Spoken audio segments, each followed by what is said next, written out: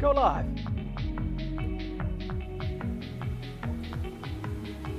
Okay, that only took way too long. Only an hour later than I wanted to be.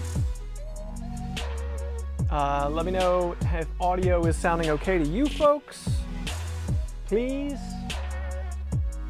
And I think I'm good over here now. Let me check. Music was way too loud. Sorry about that. Music was way too loud. Okay, hopefully this sounds good now. I cannot tell, but we're gonna roll with this.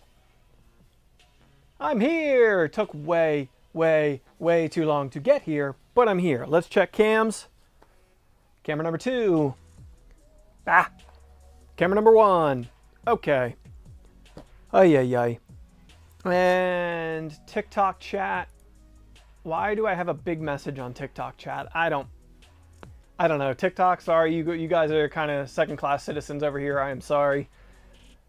But that's just the way it's going to be. So, xTool P2 CO2 laser here in front of me.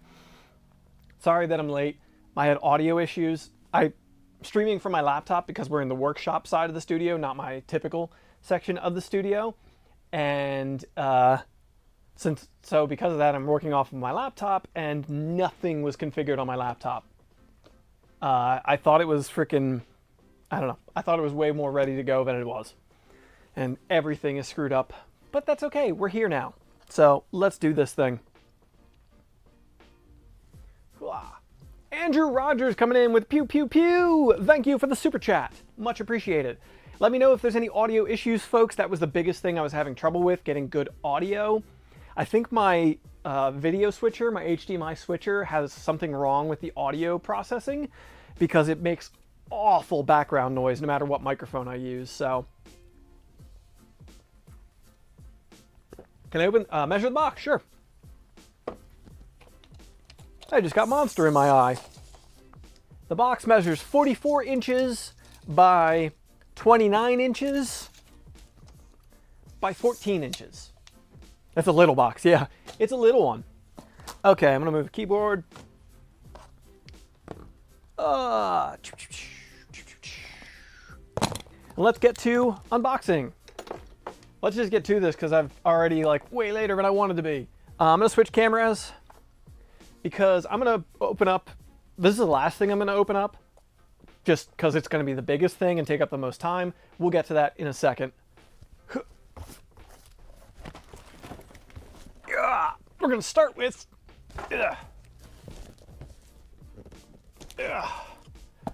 this, the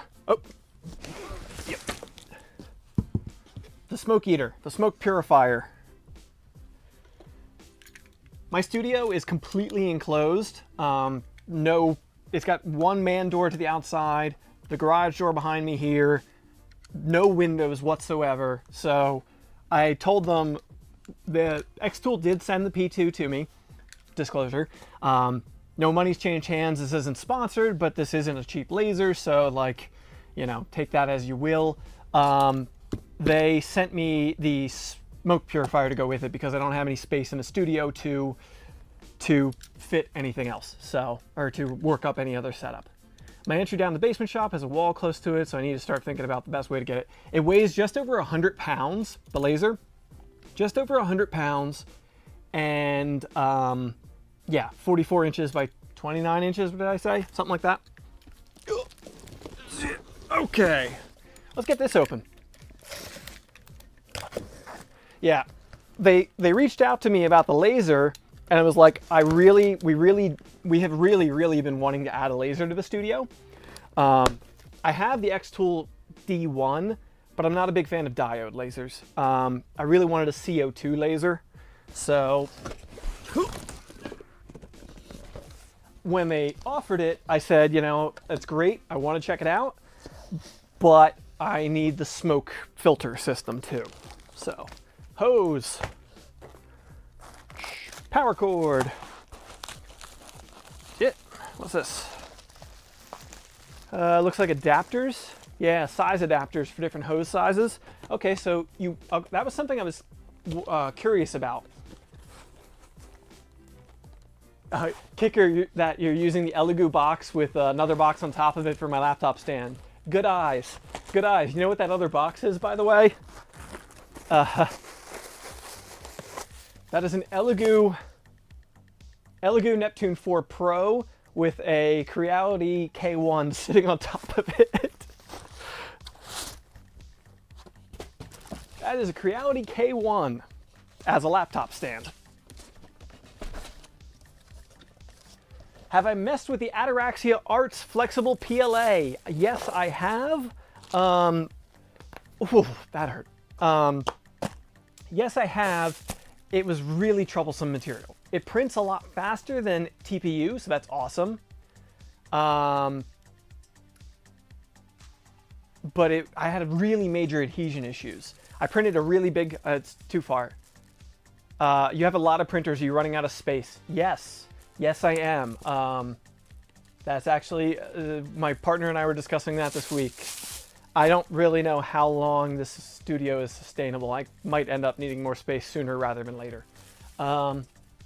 Especially if we're getting more big stuff like this in.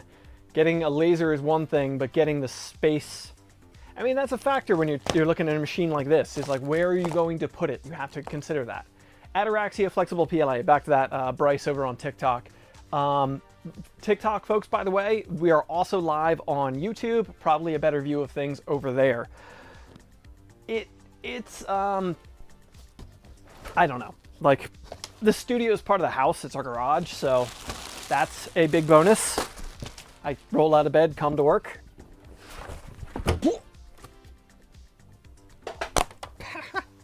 As I trip over shit. Oh, it's got tiny little casters on it. These are adorable. Dibs on the V0. I'm probably going to be getting rid of one V0. The V0.2 from Seaboard will be going soon. So it's got these tooty little casters on it. Let me see if I can zoom in on those. They're adorable. Look at these. Look at these. That's freaking adorable. Doop, doop, doop, doop. Tiny tooty little things. Okay. Back to what I was saying here. So smoke eater, smoke filter. Setup. Curious about the filtration that it actually uses. Oh, wow, that's hefty. That is a hefty cardboard enclosed. It's got a paper, like, pleated filter down here, a foam filter up there, another paper pleated filter. I'm assuming charcoal in between. I can hear charcoal in there, but not see it. Why did my window just close? There we are.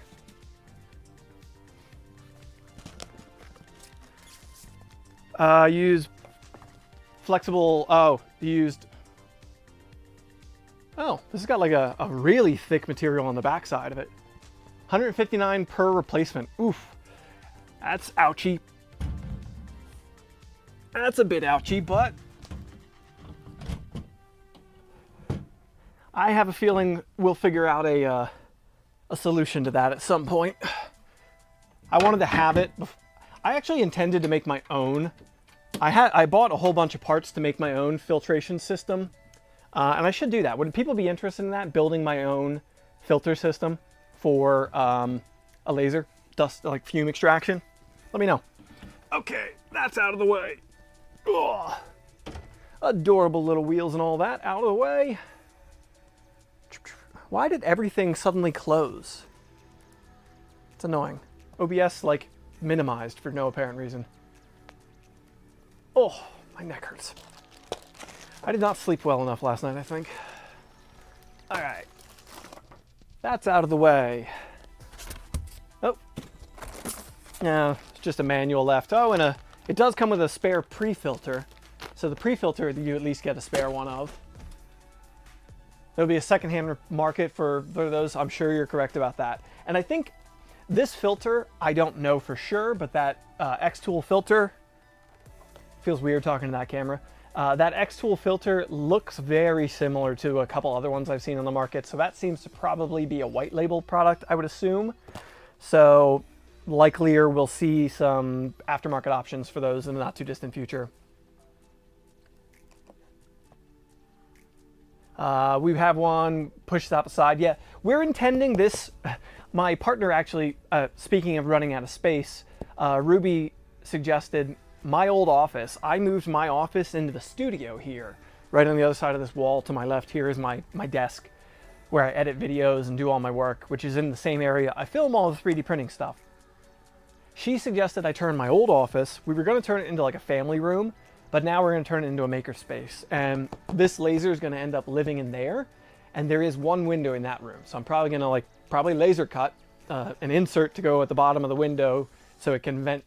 So the fume extractor, still run the fume extractor, but so it can pump out the window. Or maybe not run the fume extractor and just pump it out the window. I just wanted to have the option to have it. So, okay, next up, there's another accessory. There's a couple of accessories to go with this thing. I wish I would have gotten, didn't, just because they weren't ready to send them yet. There's like a conveyor system, so it'll have pass-through cutting for bigger material. Watching on YouTube is so much better than TikTok. Welcome, Bryce. Thank you. Everybody always says that, and I appreciate when they show up over here because it's true. The xTool, the conveyor system, so it has like a pass-through that automatically like feeds the material back and forth for cuts, for bigger cuts. I really wanted that because I want a bigger cut area than this really has. It's not small, it's like 26 inches by 14 inches. Tunkay, hello! Sorry, I don't really know how to pronounce that, but welcome! The TikTok stream is in phone aspect ratio. It's the exact same stream you have here, just kind of shrunk. I've got a plug-in in OBS that's sending it over there. What's the shirt say? I don't need anything that poops. It says I don't need anything that poops. Anyway. Yeah. I'm sure xTool will love that. Okay, next accessory we're opening up before we get the laser itself open. This is the riser. So default, I forget what the cut area is by default, how big of a piece it can fit. Yeah, little flaps, little flappy flaps. But this is a riser piece. Yeah, this is a riser piece so you can fit large, taller objects in for engraving. So, a riser base. Ugh. Riser piece instructions.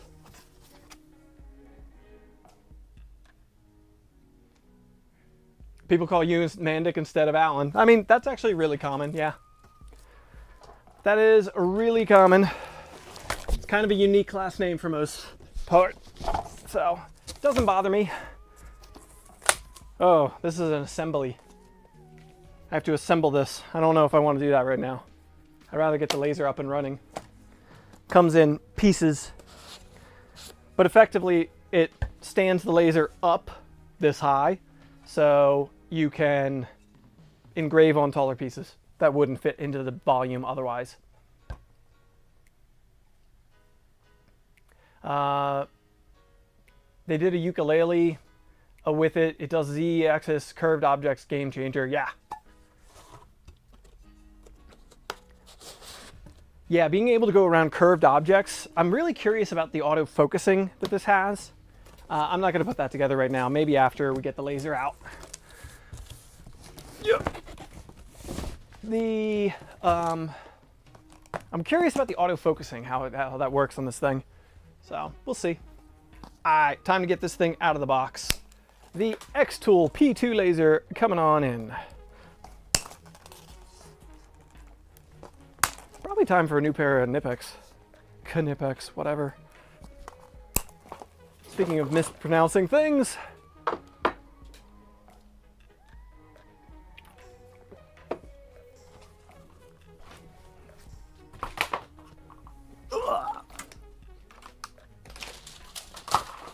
Banding out of the way. All right. This thing doesn't quite fit on this makeshift table, so I'm hopeful that the machine will fit. We'll find out. I don't know. Cool. Hopefully. Oh my God. Band running all the way underneath the box. There we go. Okay, main event.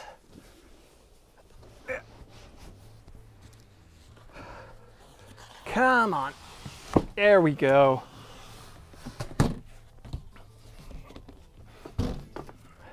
Stay. Okay. Ay, ay, ay. And of course I'm doing this alone, so I'm not sure if this is going to go very well. All right. Read instructions. Yeah. We'll get to that eventually.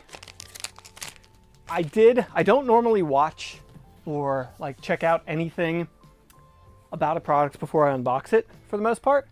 Oh, we got a peel here. Skynet laser, love the aesthetic. It does have a good look aesthetic to it. I do like that. Has a good look to it from what I see. Is there an update on getting your partner into 3D printing? The only real hurdle right now is getting her comfortable on camera. That's our current dilemma. She's really not good on camera yet. Not good. She can do speak to a camera just fine. She just gets really in her head. So we're figuring that out. Got to get her comfortable with being on camera first. Working on it. We actually did the whole announcement about the series we're going to do with her as kind of a shit or get off the pot moment of force her to get comfortable. So there's that. Her P1, she's got a P1P. Bamboo sent her a P1P we're going to be using for the whole thing. And we're going to start with unboxing the P1P, and unboxing and first print is going to be the first video. Kind of get her through the process of getting it out of the box, set up, connected, all that. So yeah, that's where we're at with it. Let me see about getting this. I should probably try and get this out of the cardboard box. It will fit on the stand. Good. I can see that. It's going to fit on the stand. So that's good. Can I? Oh no, that's part of that. Yay. Okay, I gotta bust this box apart. And unfortunately for me, it's a pretty well put together box. Unfortunately, it's a pretty well put together box.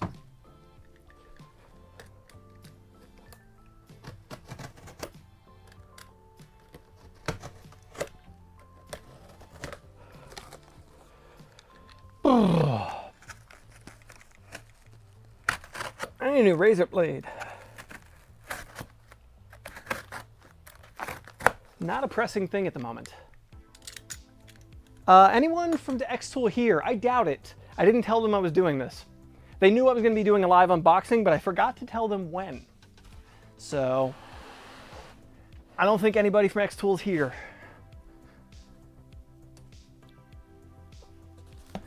I am a wonderful person to work with, huh? Yeah, the smoke filter is not themed with the rest of their products. That's part of where I was saying I think it's a white label product personally. I really think the smoke eater is probably not really made by them so much.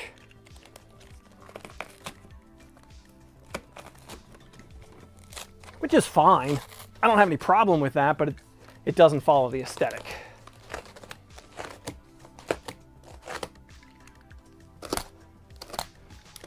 All right, I'm gonna try and get this foam out of my way so I can get this laser this way. Maybe? Somehow? What's the problem with doing all this myself?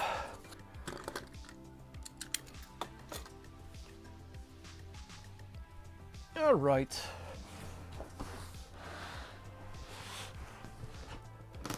let's see how this is gonna go. Don't drop it. But if I drop it, somebody get it on screen.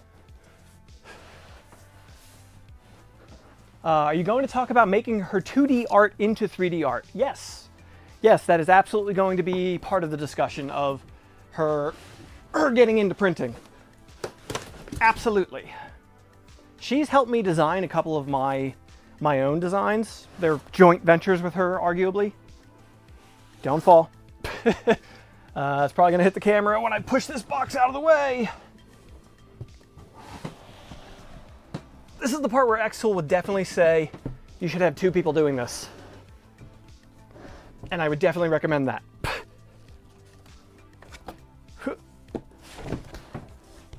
All right. That's better. You guys have a good view of a box for a minute. We need to GoFundMe to get me a better utility knife. There's a whole thing of blades right over there. I just don't feel like getting them. Now, a GoFundMe for a bigger studio, that's a discussion.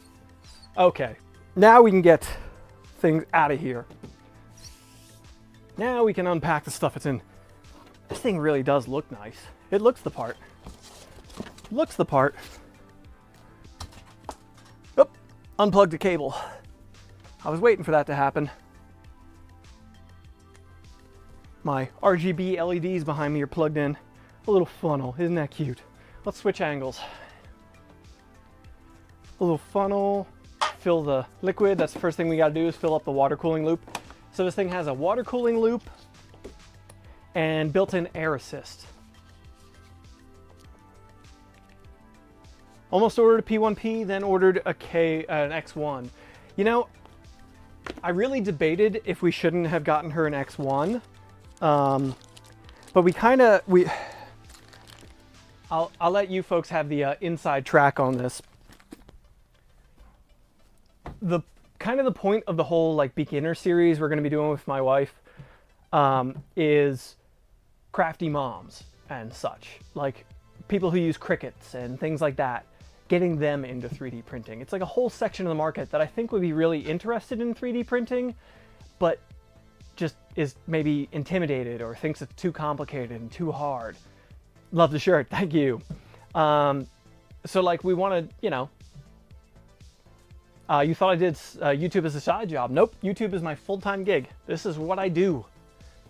This is my job entirely. So yeah, that's what our goal is. We got materials here. Some basswood, some cardboard. There's more in here. More of the hose filter, hose stuff. Antifreeze, that's what I'm feeling. Antifreeze. So the water cooling loop that goes inside of here has antifreeze. I think they're probably assuming this is going to end up in people's offices. This is a CO2 laser. This is CO2, not diode.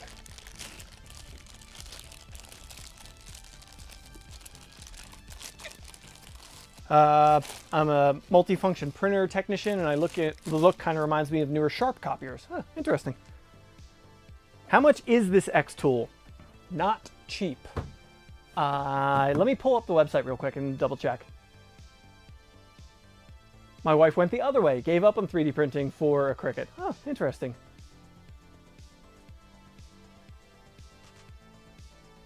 Dragging her into a hobby with KP3S, cool.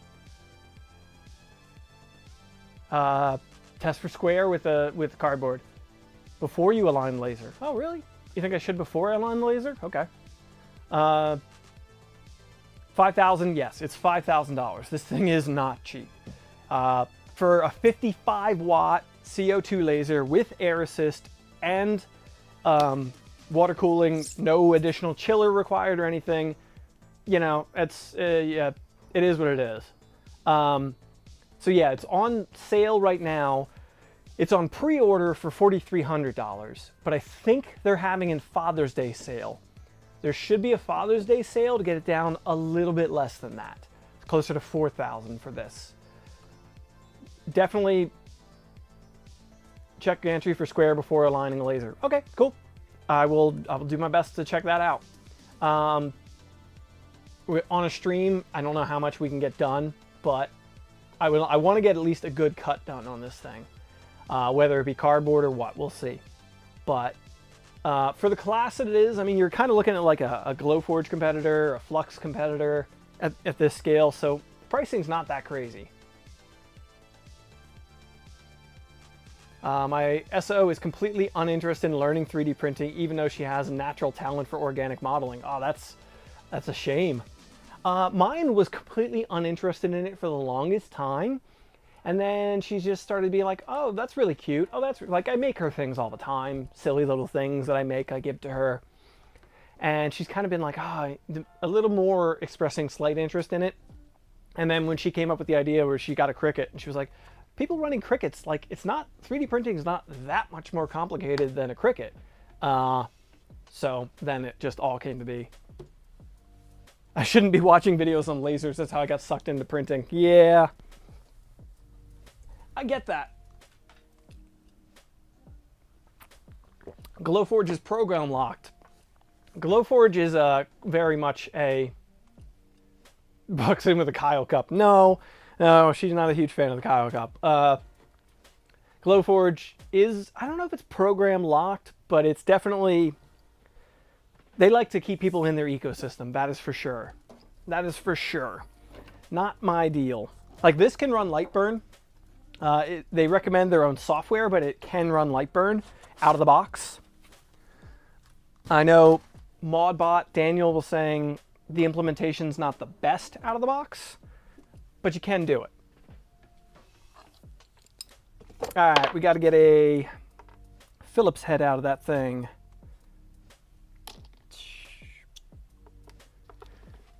There's a Phillips holding the tray in. Can't run Lightburn with a Glowforge. Yeah, I don't believe you can. I'm surprised somebody hasn't hacked it yet, but me and my pet. Well, Bryce, hopefully when my wife and I start doing the video series, maybe she'll see some interest in it then. I don't know. Hopefully, that's our goal. Get more people interested and intrigued and into the hobby. All right. I removed the screw for the tray. There it is. Oh, there's some desiccant in here holding it. It's got aluminum anodized slats. Oh, anodized aluminum slats. I don't know, but I don't think it came with a honeycomb. Would have been nice if it did. Oh, there's another desiccant pack. There's two of them.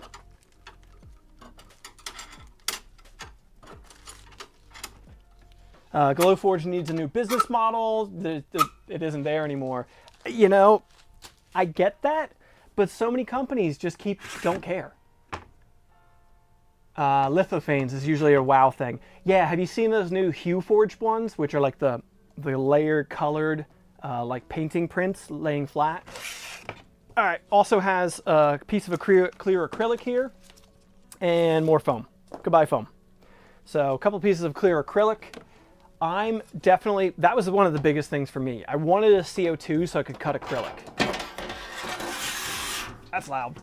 I wanted the CO2 to cut acrylic because I want to do enclosures for printing. I want to do my own custom enclosures for printers. So like I've got a couple of V0 betters. I've got a couple of V0 projects. Like I'm redoing my V0.1 to like a box zero, which is the taller one. It has a top hat kind of built into it. It's one piece taller V0 build, but I'm gonna need different panels for that. And I was like, oh, I can easily have panels made by Send Cut Send. I've worked with them a bunch of times, but the ability to cut my own panels and like customize my own stuff in that way, I'm so pumped on that. Obviously, this only has a 26 by 14 inch cut volume, so I'm not going to be doing 2.4, you know, Voron 2.4 or the Ender 5 Plus parts. If I had the pass-through conveyor system, I could. I don't have that for this. Maybe I'll get it when it comes out. I don't know. But, so a couple pieces of acrylic there we can test out because that is absolutely what I want to be using this for. What I want to use it for. My wife wants to do layered art. Ugh. Get the lock piece out of the way. All right. Remove this. Okay. Oh, that's neat. Neat. I wonder if I can zoom in on that real quick. Just has a magnetic removable cover for the front of the laser unit. Let me switch cameras. A dark box in there, but we'll get it powered up soon.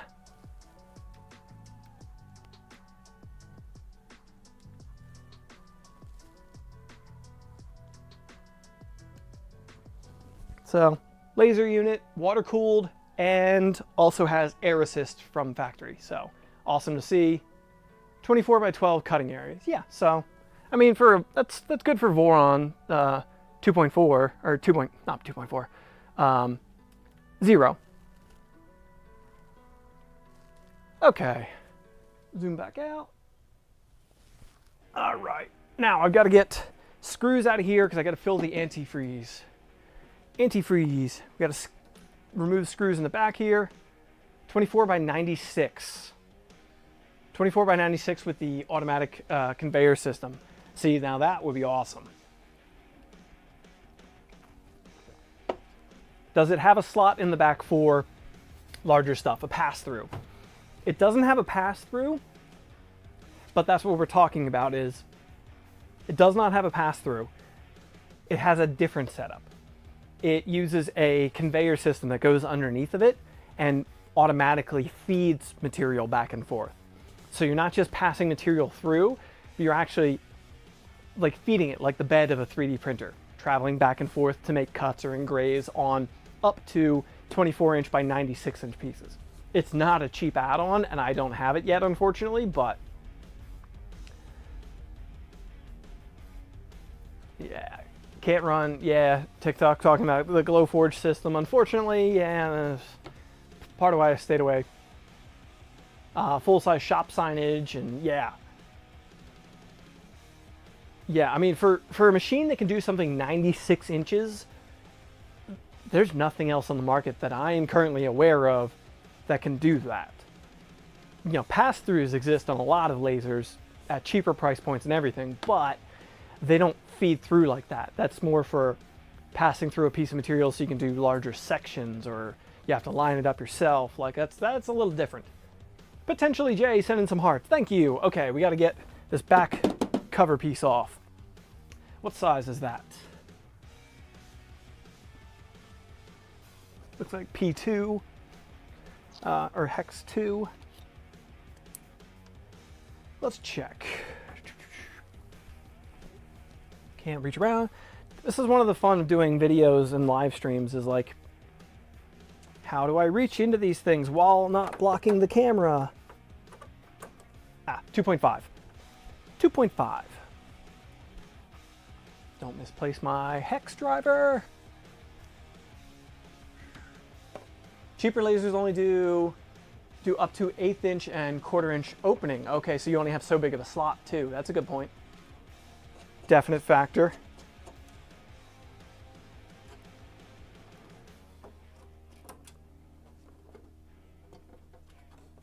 We'll remove this screw sticker.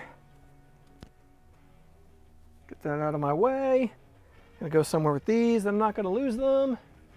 I don't know if they're magnetic, but yeah, they are. Mag tray. Mag tray. All right.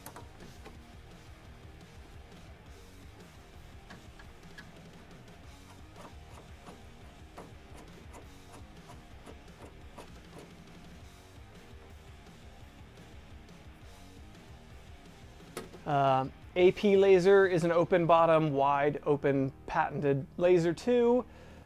You can pass caskets under it, but it also is $13,000. Okay, that's substantial. So this has cable chains too. I like that. I don't like this. I watched the video and I watched Daniel Modbot's video on this thing. Saw the gauge cluster I did, gave you some ideas. Awesome. Glad to hear that video is not doing well. Dismantling the machine to fill the fluid seems faff. Yes, that's exactly what I was about to say. Like, I get you don't have to do it often, but I don't see why I have to remove 10 screws to fill free. Wow. To fill this thing with fluid. Whew. That was a tongue twister.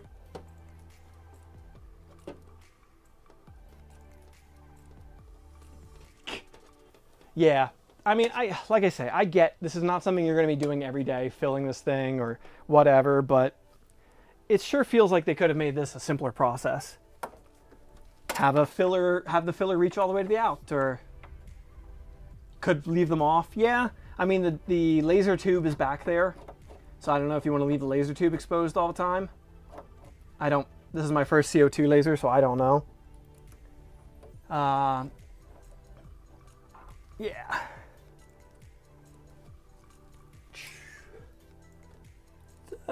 Did I get them all? Looks like it. Get these stickers out of here since I don't need them.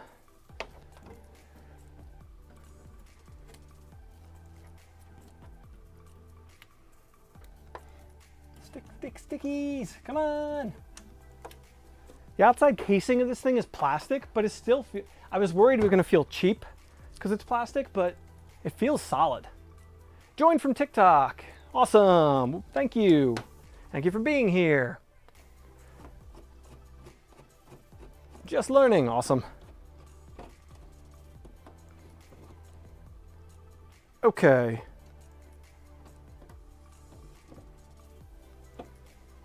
Come on. Since the screws are through a plastic housing, they're kind of getting caught coming out. Not like a big deal, but ooh, they're longer. Well, it's obvious which ones are which.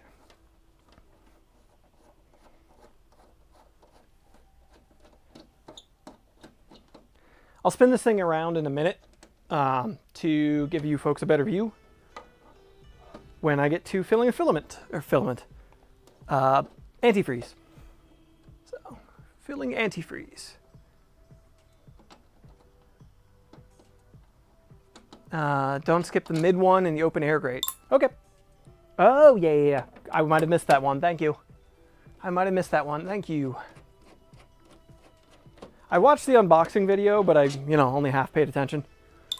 I don't usually do that for products. I kind of like to feel my way through them, but since this is my first CO2 laser, I wanted to be a little more prepared for the stream. All right. Okay. This pops in a little bit. There we go.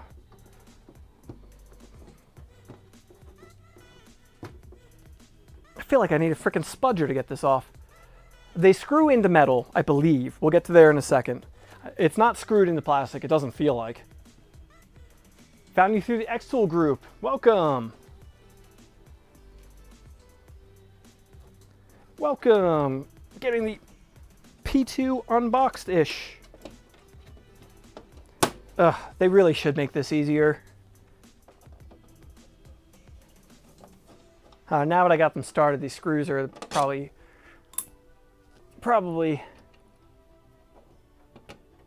easier. Yes. Yeah, I couldn't get the last 2 screws out, so I didn't want to rip that off till I did. All right, that's easier. Yep, that's going easier. For something that has to come off, this is dumb. Kind of feels like maybe I forgot one in the middle. Nope, it just has clips. Nope, just has clips. Okay. Why? There we go. All right, that was dumb. There it is. And those are threaded into, I can't see, into heat press inserts. There are metal inserts that those thread into. Great way to sell spare parts. So that came off. It's annoying, but they are threaded into metal inserts, so not into plastic. That's a good thing.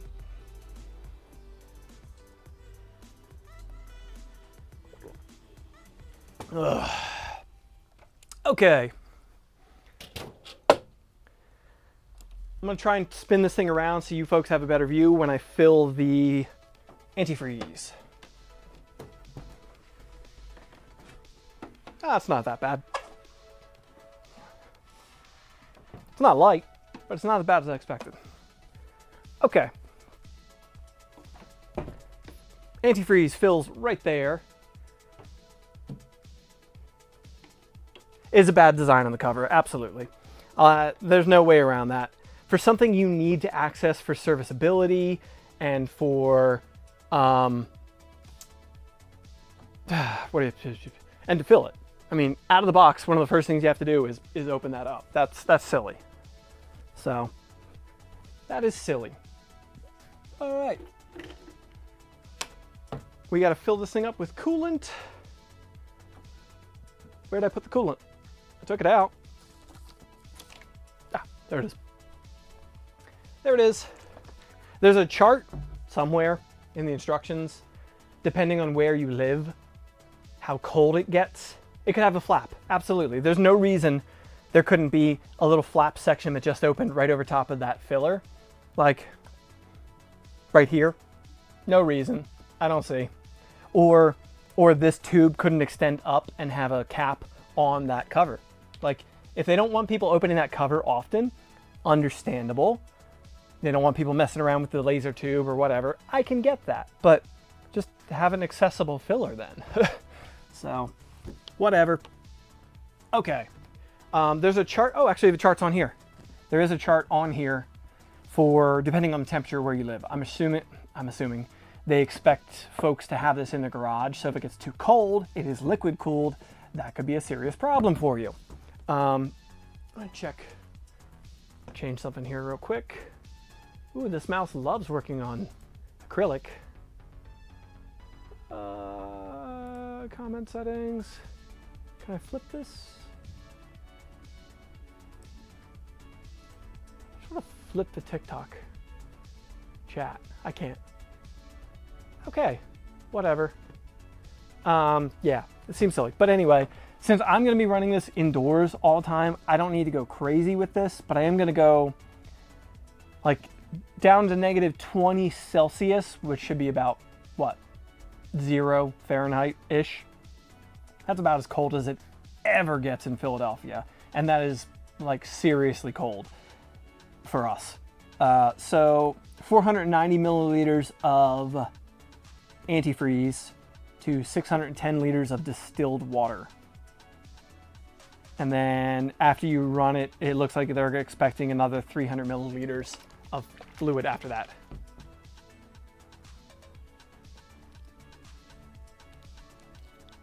Ah, you got a filament jam on your row stock build.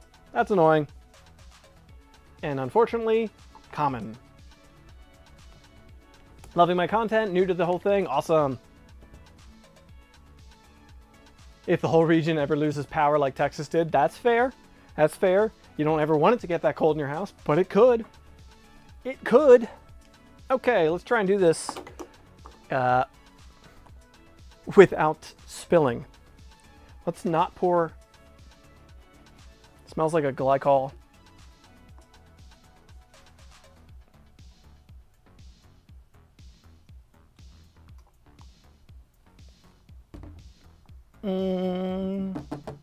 Doing math quick.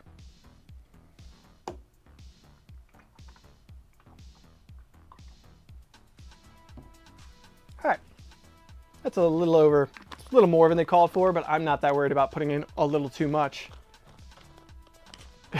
He smelled this psychedelic stream. Eh. Worked with enough chemicals that if some antifreeze did me in, oh boy.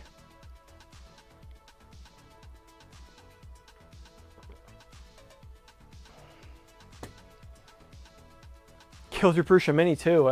You're not having a good go of it. I have a bottle of distilled water around here. Where? I should have looked for that before stream, but I was so worried about the frickin' audio issues. Yay! Let me look real quick. I'll keep talking to you folks since I have a lavalier on this time. I see coolant. I know I have a bottle of distilled water here. There it is. Got it. Yep. I knew I had it. I knew I had it. Boom. Got it. I just used it. Now, did they send a measuring cup? I didn't see one. Saw one in the video, but not in the box. Nope, nope. I don't see a measuring cup. Ironic. Very ironic, because my tea is in my measuring cup.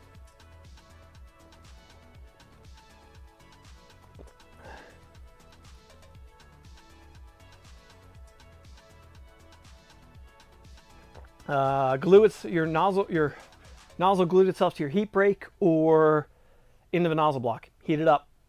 Be very careful when taking it out, but I got a funnel, but I didn't get a measuring cup to measure out the amount of coolant or liquid I'm supposed to put in.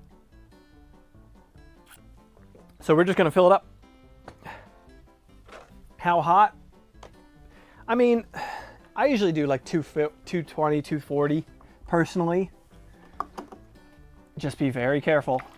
Woo! Spilling some distilled water.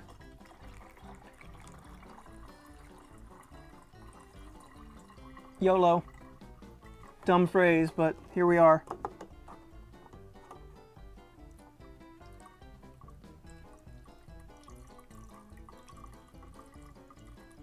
I put more antifreeze in than it called for, so I'm not too worried about putting in too much water.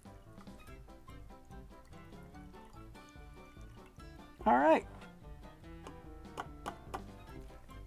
That's filled up. Funnel over there. Put the cap back on. Day drinking with the measuring cup. I mean, day drinking tea, sure. How's the fixing of the V2 going? Not great. I started on fixing my V2 yesterday, and then got sidetracked. So, not great, not great.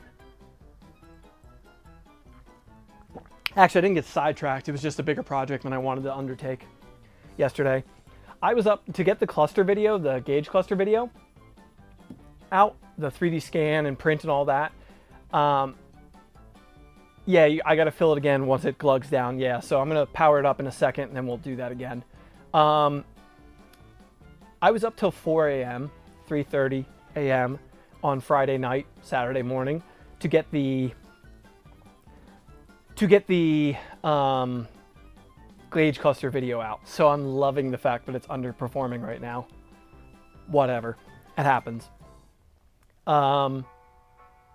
Yeah, so yesterday, by the time I got done everything when it was around that video, I didn't have energy to do the Voron.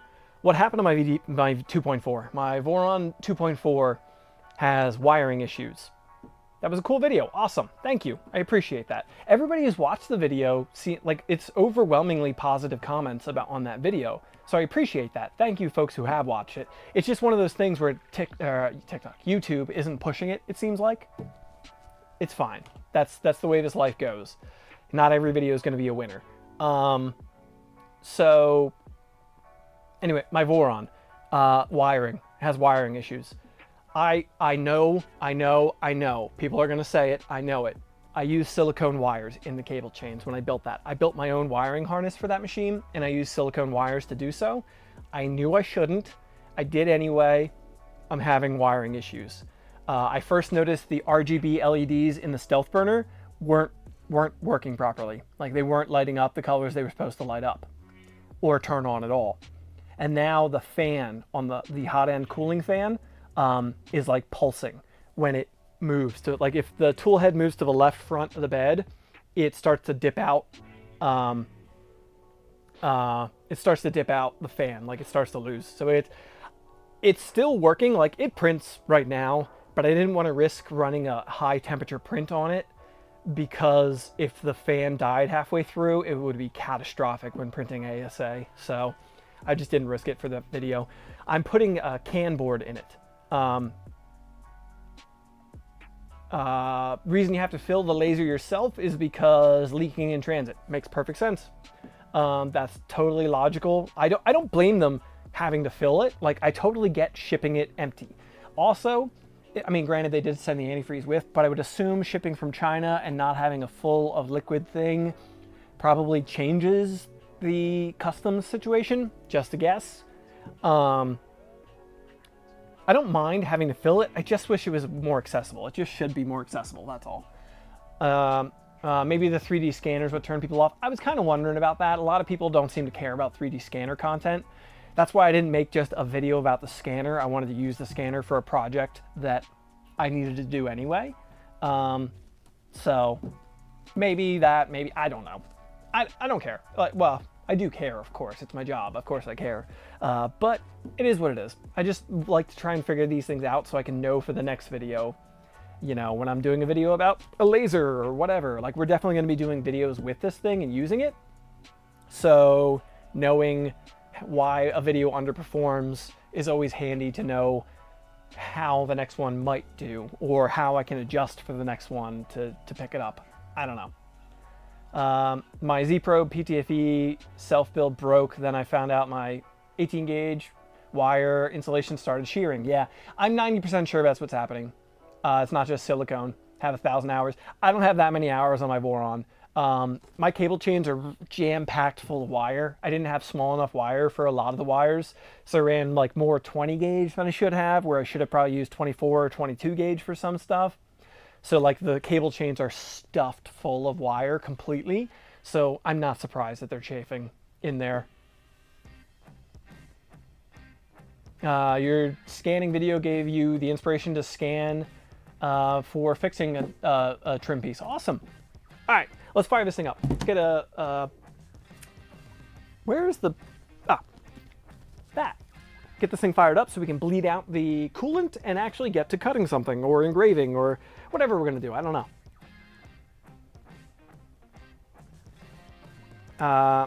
Because scanners are so expensive, no one can afford them at those prices. I mean, a scanner, the 3D printer that I used for that project cost more than the scanner that I used. And people, more than one person has said, that scanner's so expensive. Like, I don't know how anybody could do that.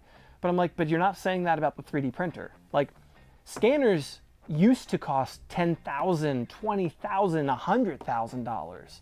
The fact that we have $1,000 3D scanners now that aren't terrible is a pretty big deal. I get that that is not affordable for everybody. I'm not saying it's cheap. I'm not. But I'm just kind of saying, like, think relative and perspective on it. Like, it's not that expensive in the scheme of things. If it's unattainable for your budget, it's unattainable for your budget. And I get that. That sucks. But somebody said that in the comments. They were like, well, why are you doing this video? Like, nobody can afford that scanner, so what's the point? Make a video about something that people can afford. And to that I said, okay, who dictates what's the budget? You know, who gets to dictate what's affordable? Because the 3D printer I used is an $1,100 3D printer. Should I use an Ender 3 that costs $200 that I would have to modify to make it work for the project? Like, where is the limit? Where's the line? Because some people can't even afford the $200 Ender 3. What do you do? I don't know. There's no good answer. Like, I'm not telling anybody they're wrong. Like, I get it. There's no good answer here. But yeah. Okay. Let's get this plugged in. The scanner you just covered looked awesome. Way better than the one I bought. Drop the printer fixable, drop the scanner, game over. Seems to be fixable. I mean, like, everything's repairable. I don't know. I get your point. Like, it's definitely something you have to be delicate with or take care of, but that's the case for any tool, really. Like this thing, you drop this thing, that's going to be on you to get it fixed. No software for it, no software for the structure sensor. Yeah, software is probably the bigger thing. I don't know if the problem is hardware at this point when it comes to scanners so much as the software side of things. Like, I had the RevoPoint pop scanner, and I don't think it was as bad of a scanner as it seemed like. Make sure the, yeah, emergency stop is pulled out. But the software on the Revo Point was terrible. All right, first power up. If it goes pop, it goes pop. Let's see. I'm gonna start recording in case it goes pop. Let's just be sure. First power on. Make sure it doesn't go pop. Let's see. Powering up. Oh, there's the pump. Gurgle, gurgle, gurgle.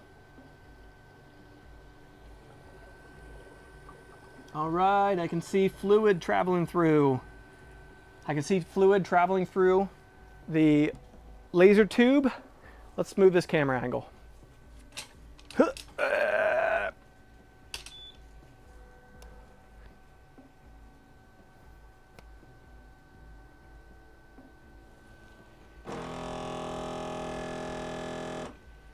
Well, there was the air pump.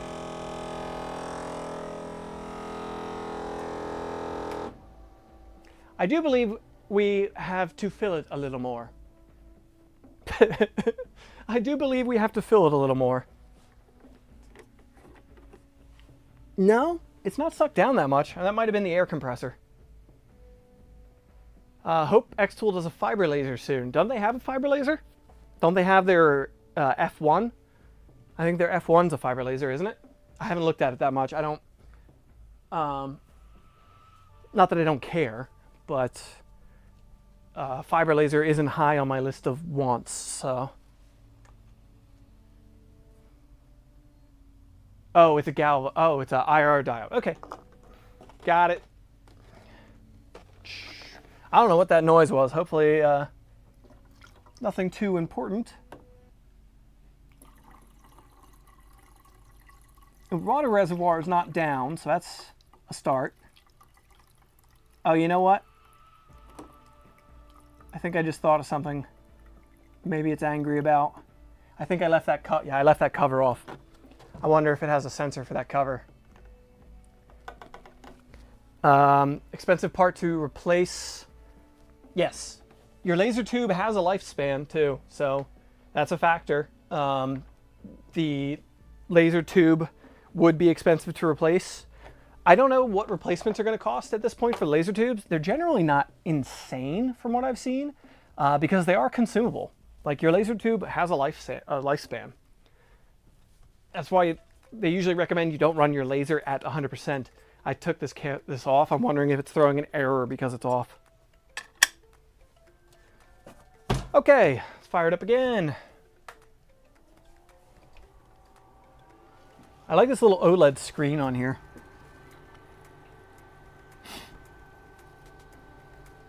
Getting more air bubbles out of this thing. Have you got a fill level? Not really. I just filled the reservoir.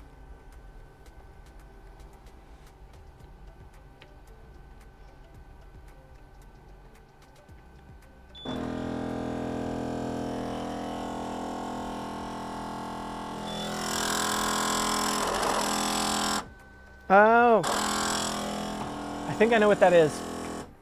I think I know what that is. Let me check something. I think it might... Prash, welcome, hello.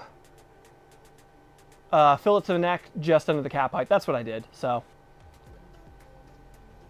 Also warranted for a period. Okay, that's cool. What's the max cut on acrylic? I don't know offhand. I think 18 millimeter, but I'll have to look. That sounded awfully thick to me. You know, I think I got the specs page pulled up here.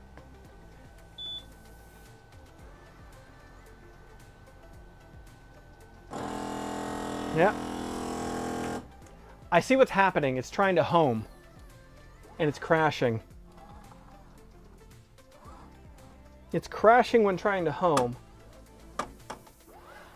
I don't know why. What's happening is when I'm turning it on, it's starting to home, and it's crashing.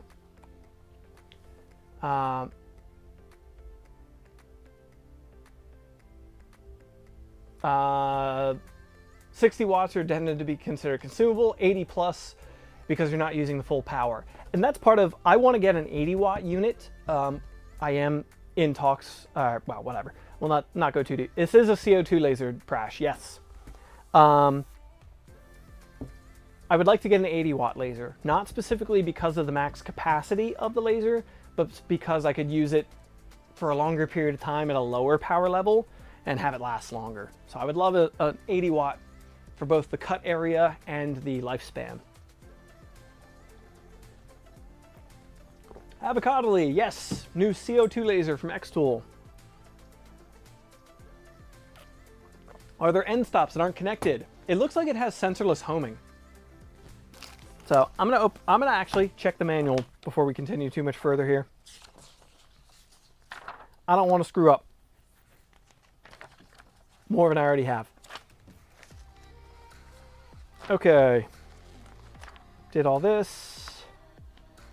15, extension port, water tank, blah, blah, blah. Remove the sticker.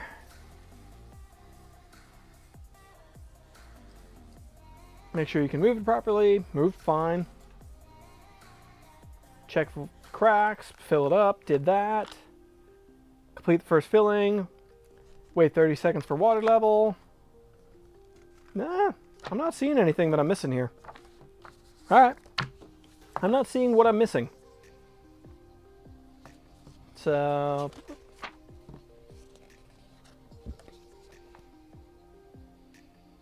how do you contact me for a custom print since I live close enough? Email me. My email is on my YouTube channel, alan@mandicreally.com. alan@mandicreally.com. Where's a homing issue? Just want to double check what I'm missing here, if anything.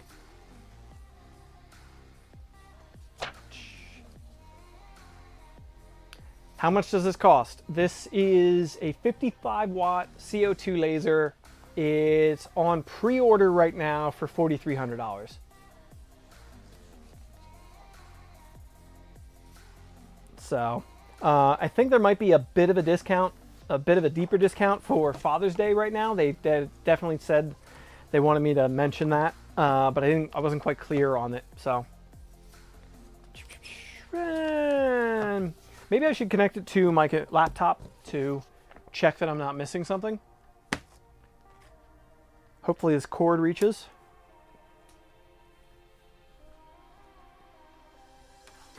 Oh, USB port. USB port. All right, let's pull up the software. Switch the stream to their software. All right, now let's check it out. Beginner guide for this thing. That's not much help. All right, let me, device not connected. Yeah, well, that makes sense.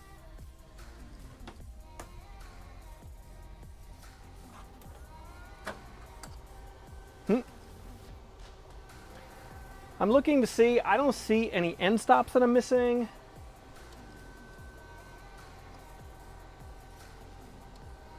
I'm gonna leave this open for a minute and see if that doesn't help prevent it from,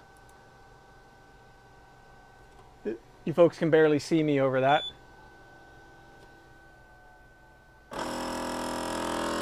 Nope, it's not liking homing. I don't know if it's supposed to have auto homing or what. I'm gonna move it all the way to the left front to give it a chance to travel further. Maybe it's a travel limit issue. Just sold another warp pipe Joy-Con. Awesome, love to hear it. I need to get better about promoting sales. I'm sorry, Patreon's been really hard for me to like keep up with lately.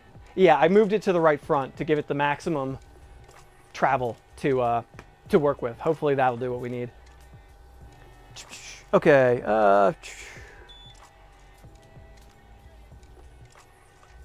don't do it. You know you want to, but don't.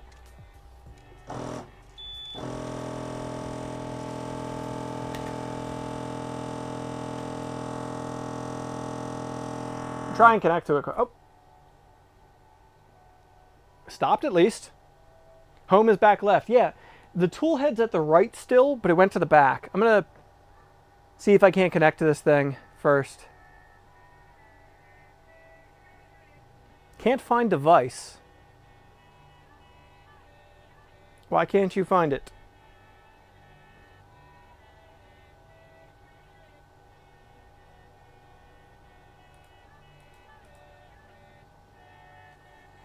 Oh, it's connected via USB.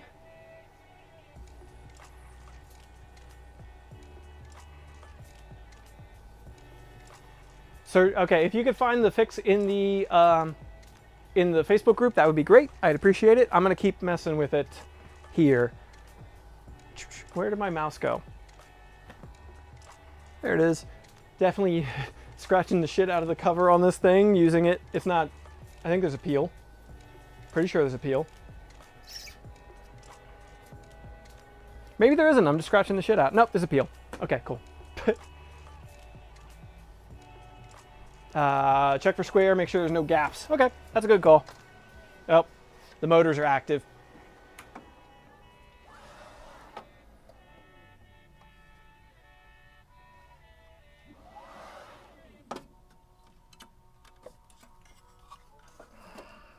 Can't quite tell.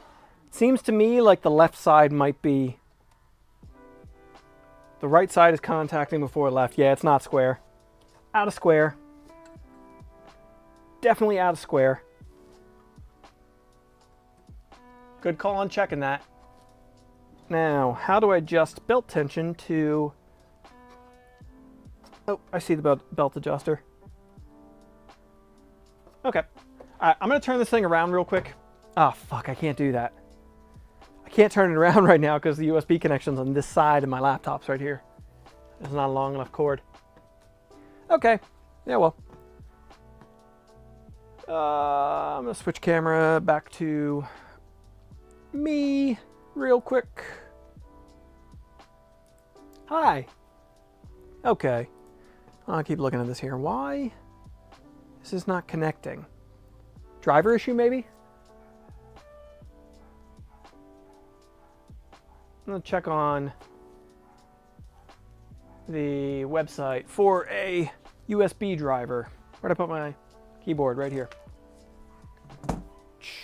xTool P2.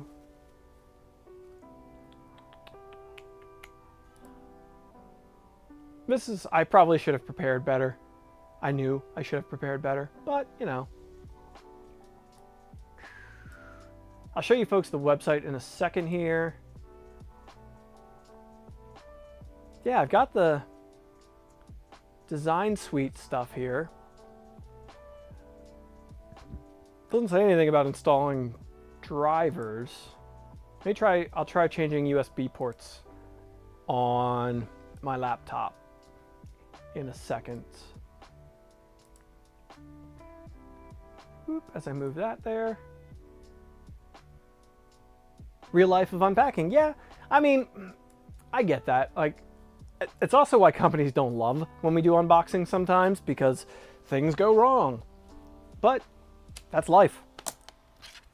Everybody's going to have some problems here and there with products. I feel like that USB port's not detecting this.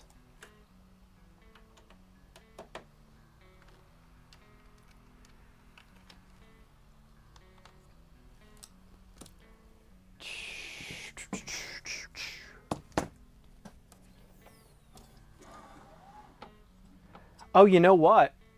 I wonder if it's the square issue. I wonder if it's the fact that it is out of square. Let me, I'm gonna pull up the Facebook site, page real quick. It seems like the left side of the gantry is back a little bit. I'm wondering if it's going back, hitting that before it hits the right side. So it's, I don't see a limit switch that it's missing, but that might be it.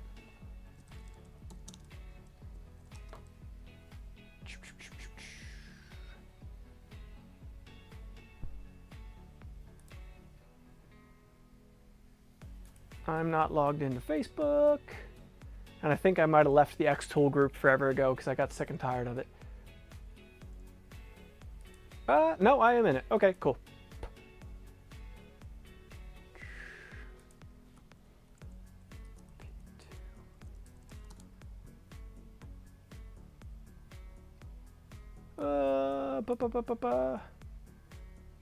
No. I'm not in there. I'm not in the right group. For a longer USB cord form a fund. Thank you. I was thinking that before stream because I've got a couple things plugged in via USB right now that I really wish I had longer cords for. So thank you. I will probably actually use that for, thank you Kim Hill for the super chat. I probably will use that for longer ones.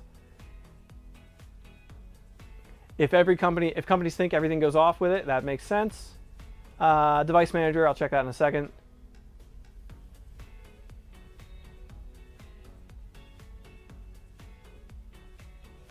For now, check square. xTool says to push it back with some force. So they're trying to make you force a belt skip.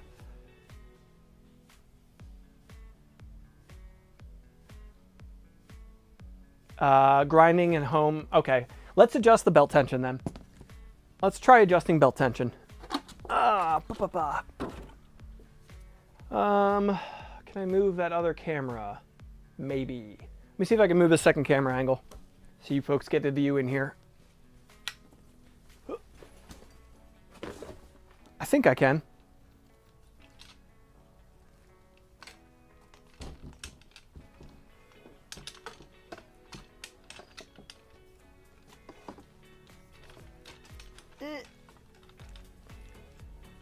Okay, now this will work. Get the second camera in to a position to see things. Switch camera angles. I think that ought to do it. Lost my mouse again. Okay. Hey, there's a stream. So the gantry, I don't know if you can see it, probably not. The gantry's back just a little bit on this side. So I want to address that.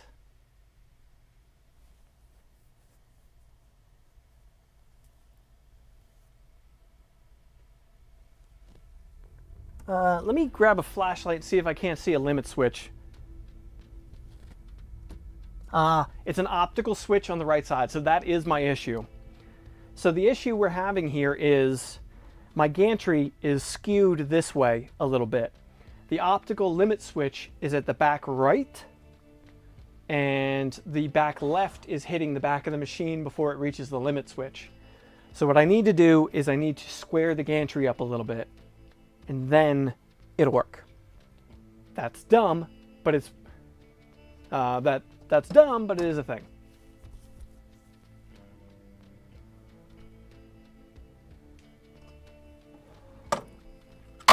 Oh, I was actually just able to, like you said, I was actually able to just push it back. Okay, I think that did it. I think that may have done it. Okay, let's check. I don't know if it's gonna home with this open. I'll leave it so you folks can see. We'll find out.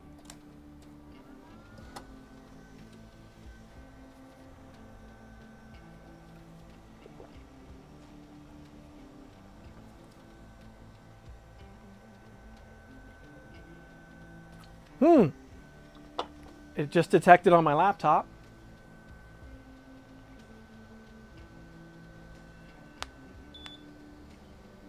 Yeah, actually pushing with a little force made it skip the belt on the right side, and boom, homed. Homed Y anyway. See if X homes. X homed. All right. We got lights. We got homing. All right. Okay, so I'm going to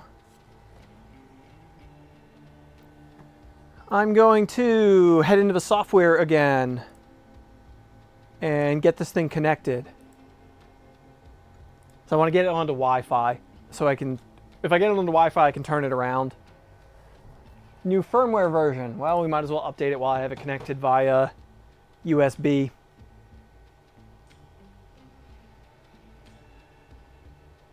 Updating fairly quickly, that's good. Thankful to have seen this as you're getting yours on Tuesday. Hey, awesome.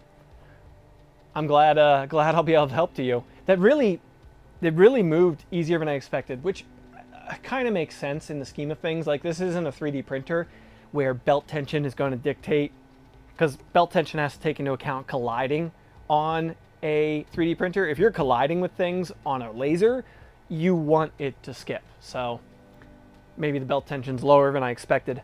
Okay, firmware update. Disconnecting may occur. Okay. Anytime now. I just heard it reconnect.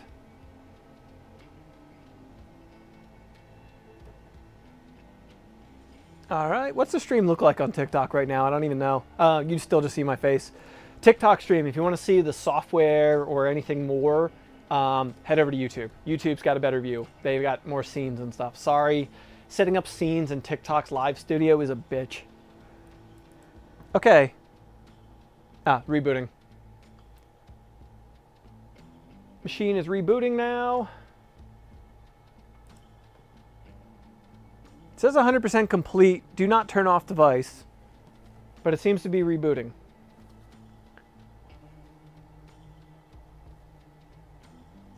Anytime now.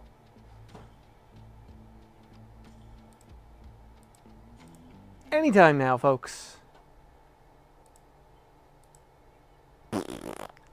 Yay. Says firmware update's 100% complete.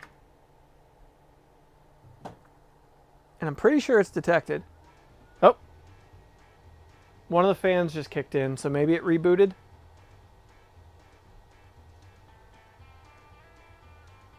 I don't know. I'm gonna switch camera angles till this thing comes back around.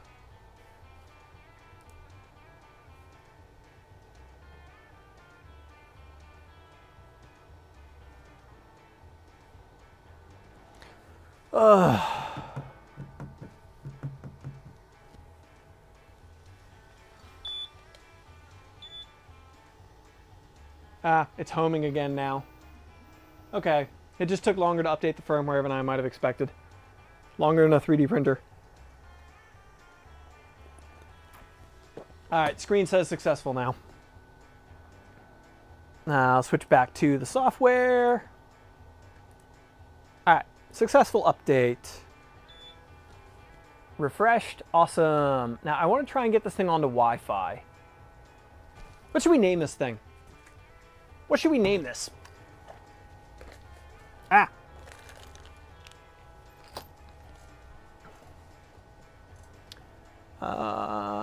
Wi-Fi settings. I'm going to switch out of this so you all aren't getting my Wi-Fi.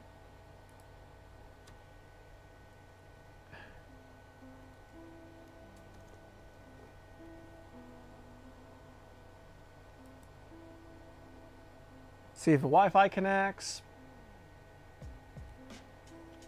What do we know about the firmware on this thing? I don't have a good answer for you. Call the printer frickin' lasers. All right, that's a good one. Pew pew pew, pew pew le pew. Ooh, I like le pew. I like Pepe le pew. Pew. I think we're going with that. Frickin' lasers is awesome, but I think we're going with Pepe le pew pew. All right, Wi-Fi connected. Switch back to the software. Pepe. I think I need to do le pew pew. All right, Pepe le pew pew it is. Working info. Hey, working hour, an hour, an hour. No. Standby hours, okay. Oh, you can save a log. Fill light brightness. Oh, I can change the brightness.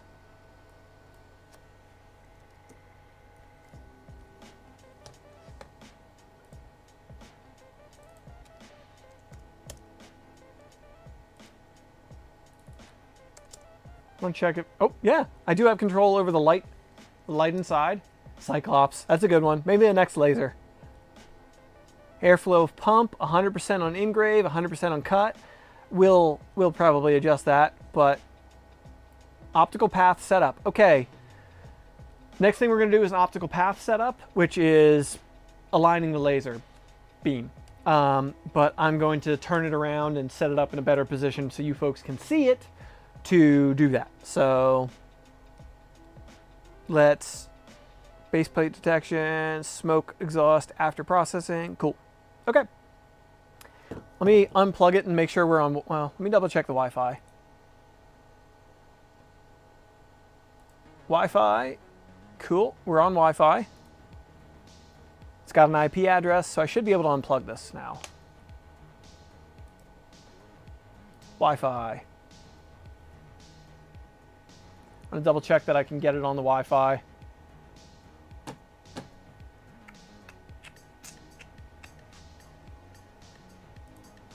Maybe if I try IP, 192.168.1.93. I was going to say, I saw the IP address. Boom, we're connected. All right, we're connected over Wi-Fi now. Awesome. Don't need the USB cable. So I can move the machine now.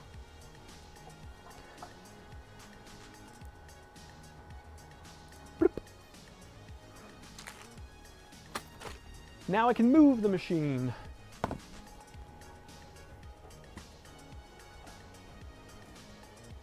It's not that loud. I'm liking that. It's not terribly loud. That's a good start.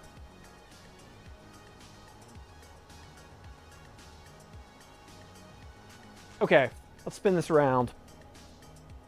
We're gonna go this way since the power cord's right here.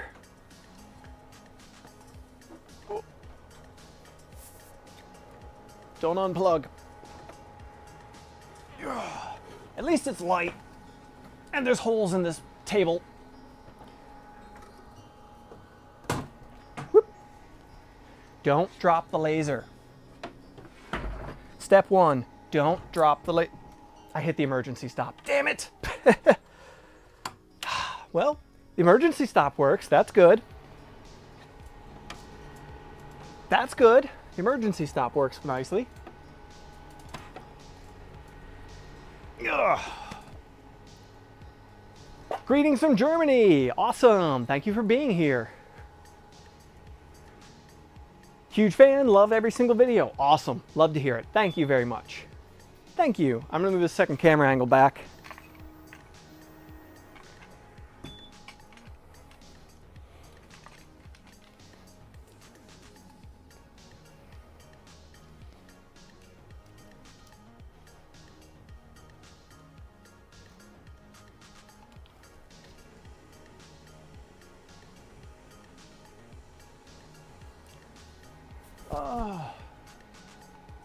How we doing, chat? Any problems? Nope, we're good. We are now good. I got it on Wi-Fi. And Alberta, Canada in the house. Awesome. Wasn't a mistake, just an impromptu test. Hey. Ohio, USA. Philadelphia, Pennsylvania here. Land of crashing down bridges, apparently. All right, I'm going to shut this down real quick, check the water level one last time so I can put this back cover on. I know I could leave it off, but I don't want to. So, I'm going to shut it down, top off the water level, and then I can cover it back up.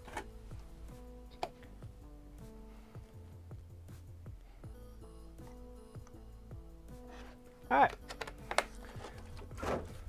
Didn't take more than a couple drops. Have they got the driver yet? Oh, I don't think there's a driver to get to. I haven't heard anything about that, but that the fire was extremely intense. If the driver was still in the truck, there's almost certainly no hope, unfortunately.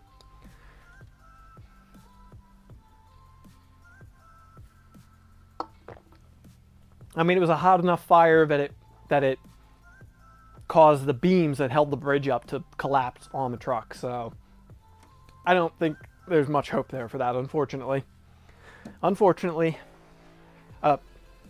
Hope I'm wrong, but all right. Greetings from Colorado. Welcome. Hello. All right. Let's get this back cover back on here.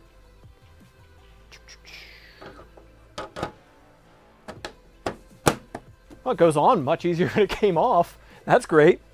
Goes on much easier than it came off. All right, where'd I put these screws? Ah, right here. Screws is...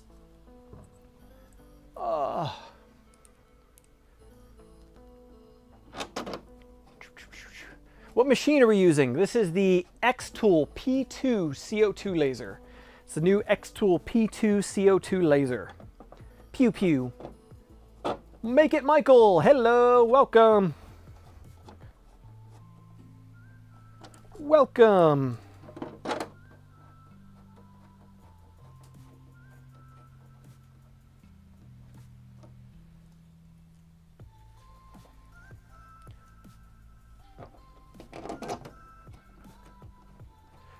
Definitely have the new XCS software. Yes, definitely. I reformatted my laptop not too long ago, so I didn't have any software on there. And I stopped using the D1 a long time ago. I quite honestly, and I told xTool this, I was never a fan of the D1. I really didn't like it. I did not care for the D1. Didn't feel like it was a very good product overall. Just wasn't for me. I know plenty of people have excellent time with the D1, just wasn't for me. And so, yeah, I have much higher hopes for this. Much higher hopes for this. All right, switch camera angles. I gotta put a few more screws back in. It's going back together much easier when it came apart.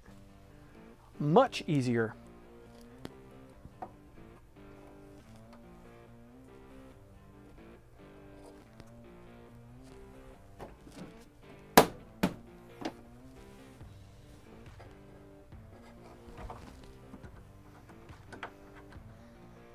Have the best live. Awesome. Thank you. Why are you fighting me? All right. There we go.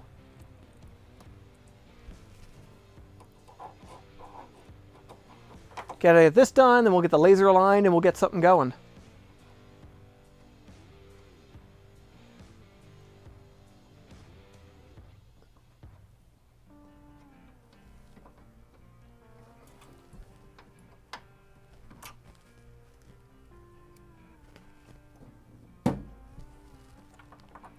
Oh, I see why.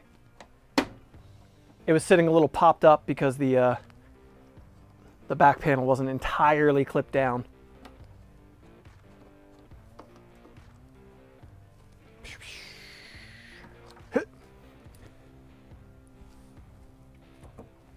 All right. That's better. Scratching up my freaking iFixit driver, but they did include a driver, a hex driver handle, but I'm using my own.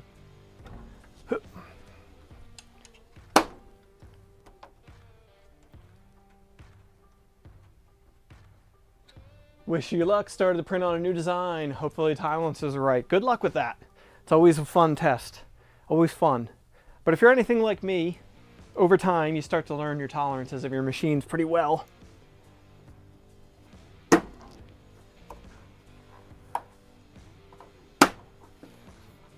There we go. As far as an included tool, yeah. Thank you for the advice about the permissions on Cults 3D. Awesome. Glad to be of help. All right. That cover's back on now. Yeah, no, the driver looks good. The included driver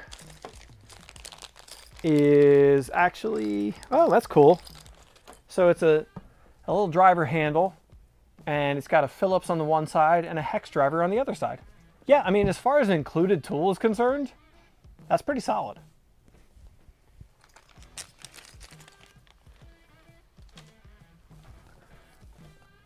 Original D1 was janky, D1 Pro was better. Yeah, the D1 was janky. I have the original D1. They sent me the 10-watt D1 when that first came out.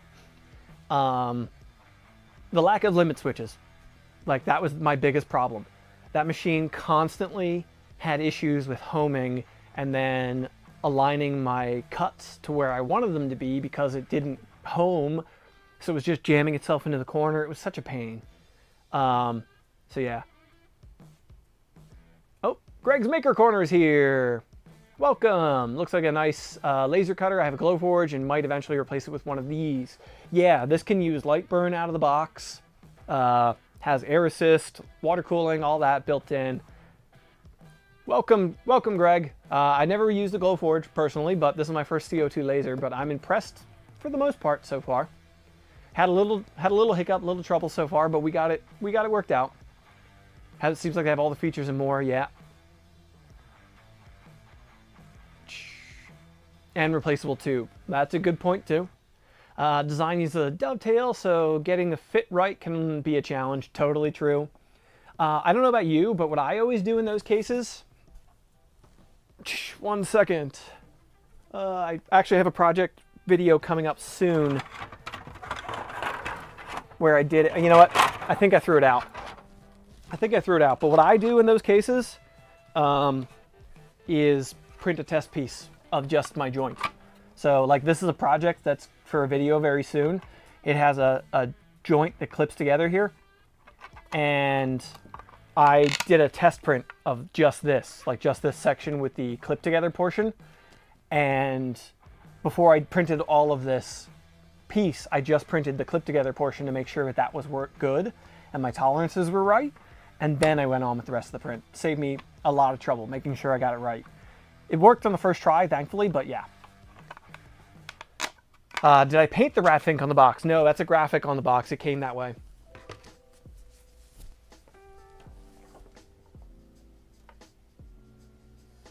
Are the laser printer or the laser add-ons for 3D printers worth it? No, they are not. The laser add-ons for 3D printers are not worth it. The highest wattage one I'm aware of is like 1.5 watt laser. My 10 watt xTool D1 laser was not nearly as powerful as I would like. You can kind of laser engrave with one of those add-on ones, but I don't recommend it. Especially dedicated lasers, like decent ones, like the weak blue, like Brian's saying there, the xTool D1, a Tezer or whatever. Like there are a bunch of companies out there making dedicated diode lasers that are fairly affordable overall. I don't know. And also, yeah, there's the danger. And honestly, that's part of why I didn't like the D1. It was totally open. And yes, you can make up your own enclosure system. And I was heading toward that. But I just want a laser that's enclosed, so it's safe. My animals, my cats, my dog, are constantly in and out of the studio. My wife, like, I don't want anybody to have to think about being near the machine and whether or not they're safe. For me. Okay. All right. Now we got to do laser alignment. And yeah. You smell the fumes on anything not enclosed. Yeah, my studio, that was a part of what I stopped using the D1. It was winter, I think, when I got the D1. And so like I had a few days I was able to use it outside, and then it just got too cold. And my studio is totally enclosed, 100% enclosed. So like there was nowhere I could use it. Let me grab tape real quick so we can do the laser alignment.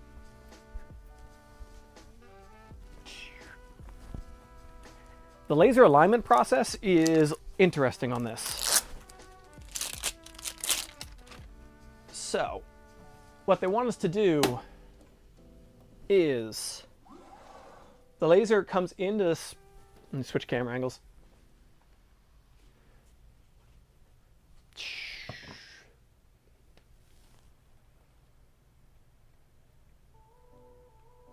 And too dark.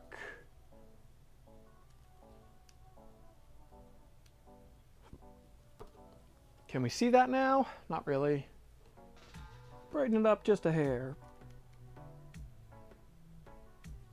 Okay, there's a hole in the side of this tool head where the laser travels into. They want us to put a piece of tape over that.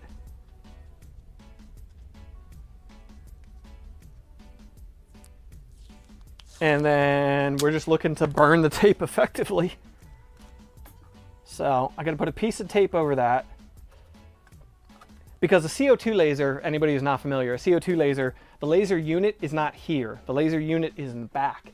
And it bounces off of a mirror on the side here to the head that then bounces it down to there. Do 2 layers? All right, ain't gonna hurt. Ugh, it's not gonna hurt. I just wanna make sure I can see the middle of that circle. Okay. Now I'm aiming to shoot the laser through there. Let's fire this thing up. And I'll get the laptop back to where I need to be.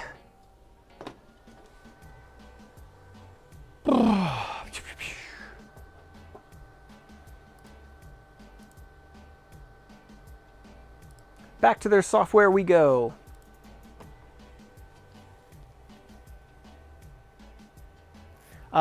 Interesting, you need to align it. Honestly, that's a positive thing in my mind.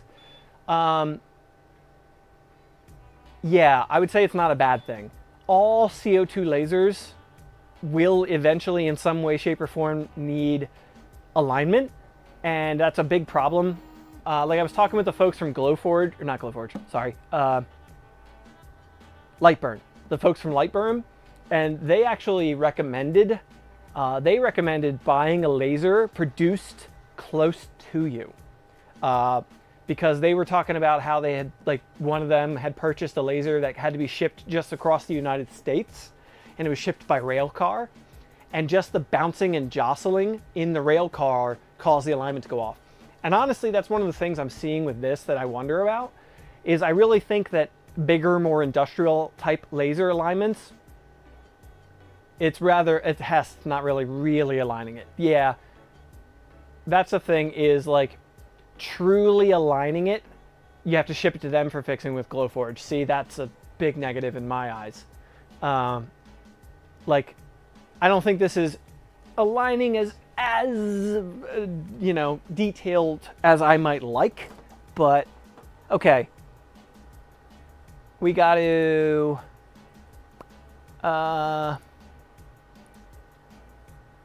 optical path test. That's what we're looking for. Optical path test. All right, I've already got that on there, so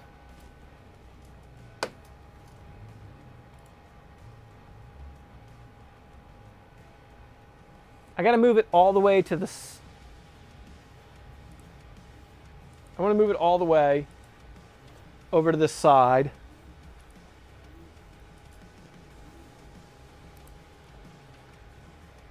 I'm going to move it all the way to the front left corner. Okay, now the laser head is all the way as far away from the mirror as I can get it. So if any changes are in there, it'll help. Okay, pulse. I don't know if that, oh, that did it. Okay. All right, let's close this and take a look at it.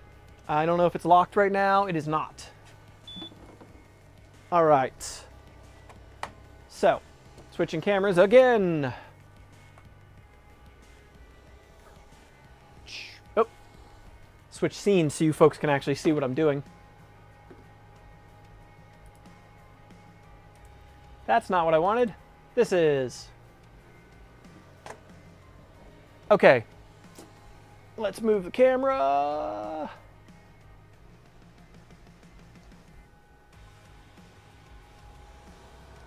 We're looking for this little dot in the middle of this blue right here. See the hole? Yep.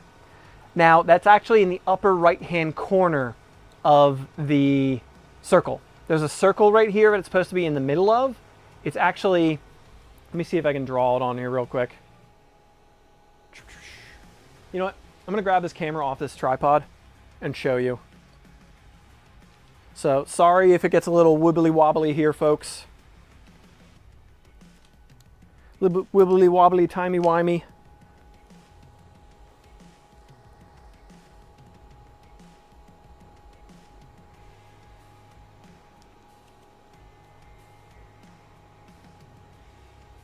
Okay.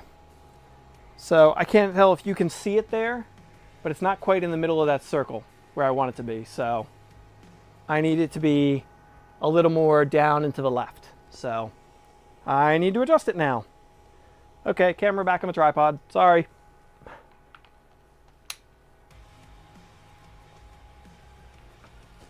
Definitely not centered. Okay, good. You can see that. Good. All right. Now, the mirror is right here, and I can access it right in this corner here. Right in this corner here. Make my adjustments to the angle of that, and try and hit the center of that. I'll use their driver for this one. Now, I need it to go that way, so I need this to point down.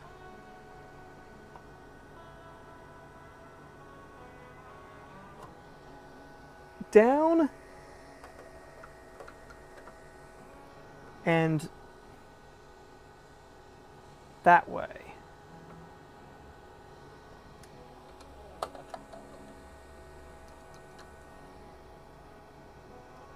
I don't know if that was right.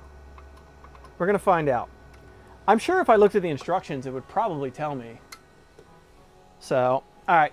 I'm going to slap a new piece of... I'm just going to move this piece of tape so I can see a fresh hole. All right, let's try it again. See what I did there. Let's do it again and see what I did there.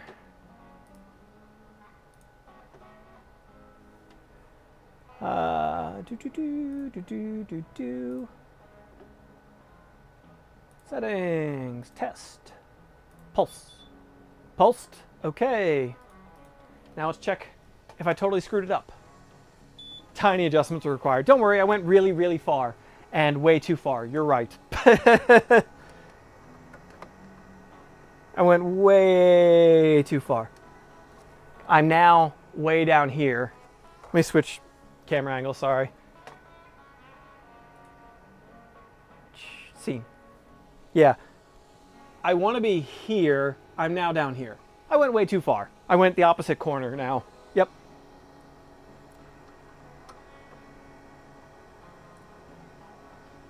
All right. Let's see if I can compensate back a bit.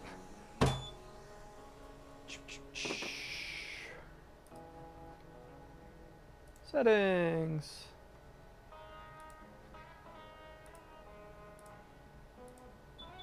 Pulsed.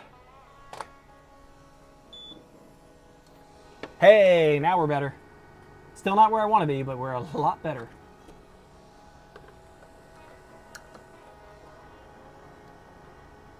All right. Did like a 1/8 turn. Woo! See a little flame each time it frickin' goes too. All right. Now I gotta go up a little bit. Gave that like an 1/8 turn.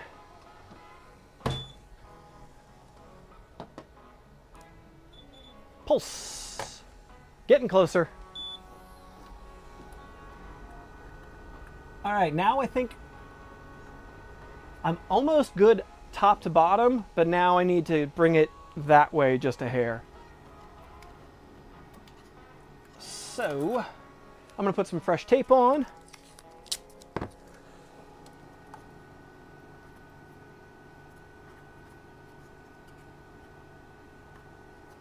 Fresh tape. Yeah, now it's definitely time for new tape. All right, now I want to go that way a hair, so I need loosen. That was too much. No, fuck, I'm going the wrong way.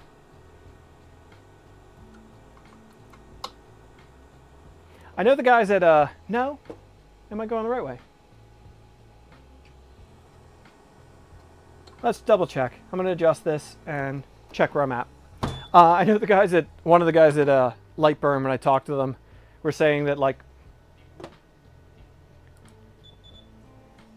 they'd spend hours aligning a machine. You want to hear something funny? I'm largely back where I started. Not exactly, but close to it. Okay, so now I need to go that way.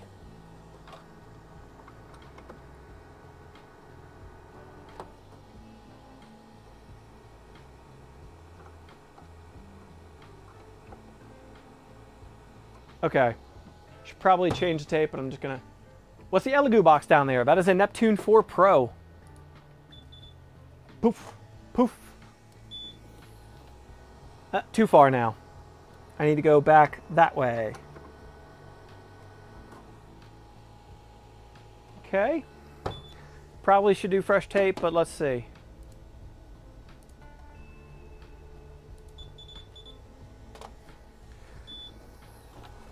Hey, I'm gonna put on a fresh piece of tape, but that might be it.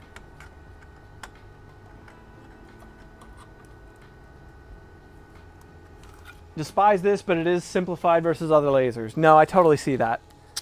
Like, yeah, this is annoying, but it could be a lot worse. Some lasers have multiple points. Yeah, usually there's adjustments on every point. Like there should, like more expensive lasers, there'll be an adjustment here, and back there that you got to get right. There are tools actually, like there are like visible spectrum lasers you can add on. Like there are tools you can install that'll actually use a visible spectrum laser in alignment with your tube so you can see what's happening. Pulse.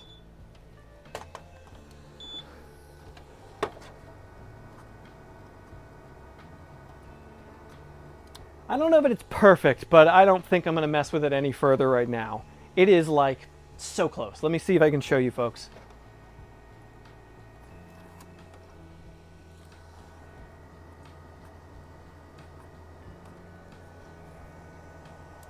Yeah, it is so close to perfect. Camera wobble, sorry. Ooh.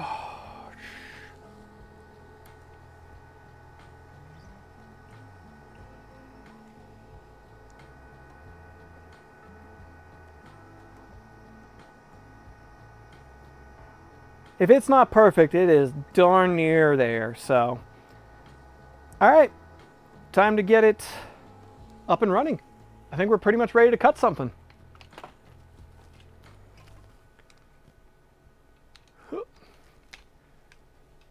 Get this back on the tripod. Close enough. Horseshoes and hand grenades, folks. Horseshoes and hand grenades. Nah, let's do it. Let's go for it. Okay. All right, I can put this cover back on. And now, oh, that piece of tape's still on there. Let's burn some stuff. Yep. Let's burn some stuff. Let's burn something.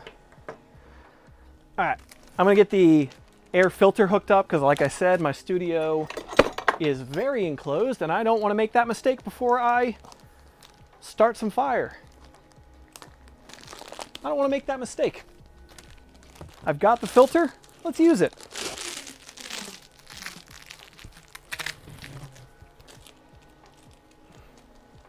There's my mouse. All right.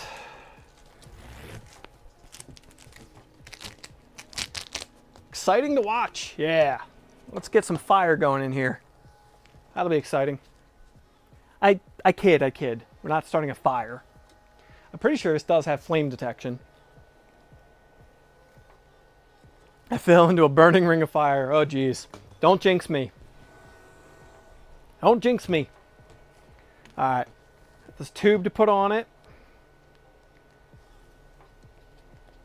Might grab a pair of pliers for this. I don't know. It's not that hard. Get this past here. Okay, now I gotta get this onto the exhaust outlet of the machine. All right, now clamp it. Jed, clamp it. Sorry, couldn't help it. All right, clamped. Now, the smoke eater. Wonder how loud the smoke eater is. We're gonna find out. We're gonna find out.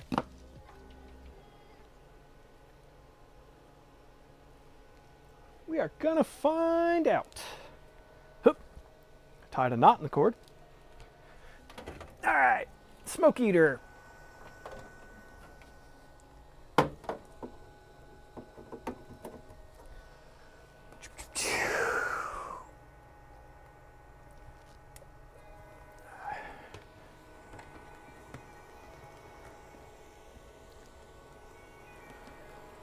Doesn't exactly seem like it's how it's supposed to be done, but that's how I'm doing it for right now. I just shove it in the hole.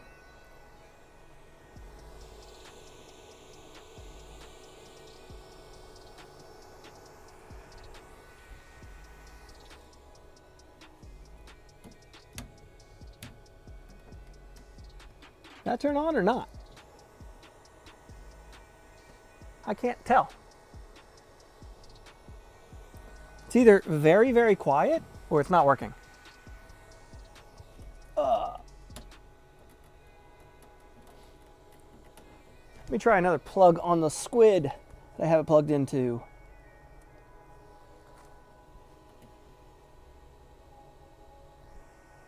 I can't tell.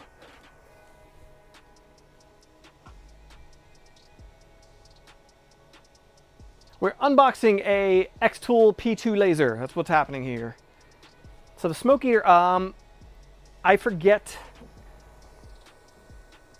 We'll look in a second how long it's supposed to be. This doesn't seem like it's powering up. Yeah, I'll bring it up here where you folks can see it. As I set it on top of the machine. Probably shouldn't do that, but here we are. Okay. Power.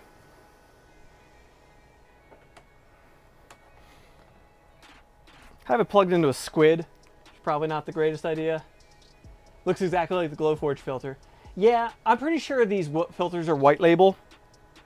Like, I've seen a handful of companies that have like this exact same design of filter. The first time it powered on, it beeped. Now it's not.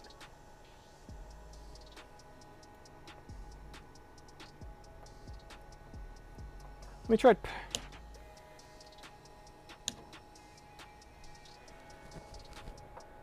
I'm not seeing LEDs here.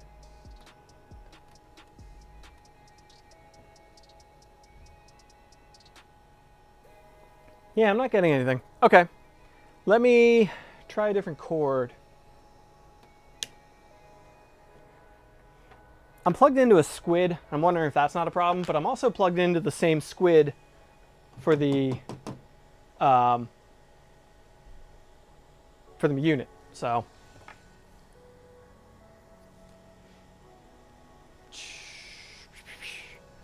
okay, power cord.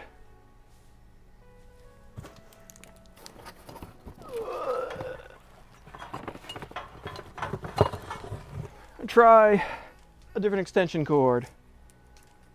Or wait, do I have a? I got one more port over there actually. Yeah, I've got one more here. All right, my laptop and my HDMI switcher are both plugged in. This is, Mitch, this is CO2, yes. Okay, so the cord that's plugged into, I'm not seeing power here. The switch isn't lighting up anyway. Lovely.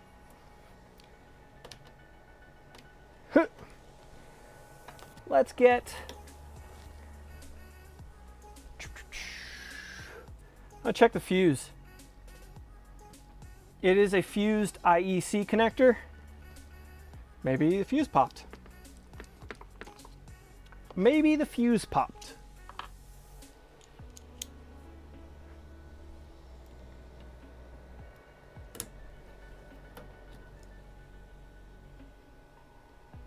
Yep, sure enough, the fuse popped. The fuse in the IEC connector popped.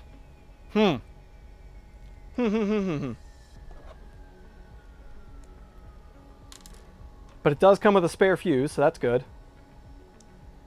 Hopefully the second one doesn't pop.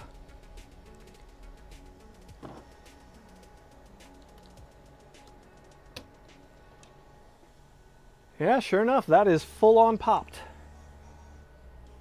Okay, let's try this again. Hey, lit up.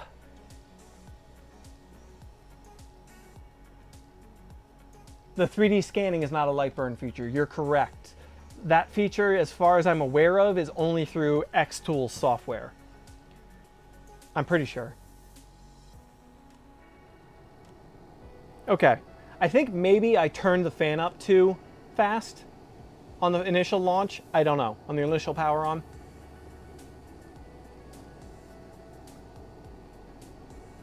Okay, this is working and it is way, way quieter than I expected. That's good. So, all right, I'm gonna get this off the bench.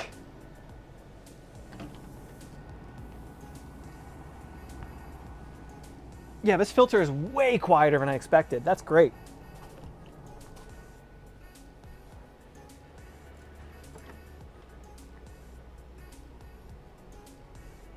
.3D scanning is capped at 30 millimeters per second for now. I mean, the ability to do it versus the ability to do it fast, I'd rather have the ability to do it at all, you know?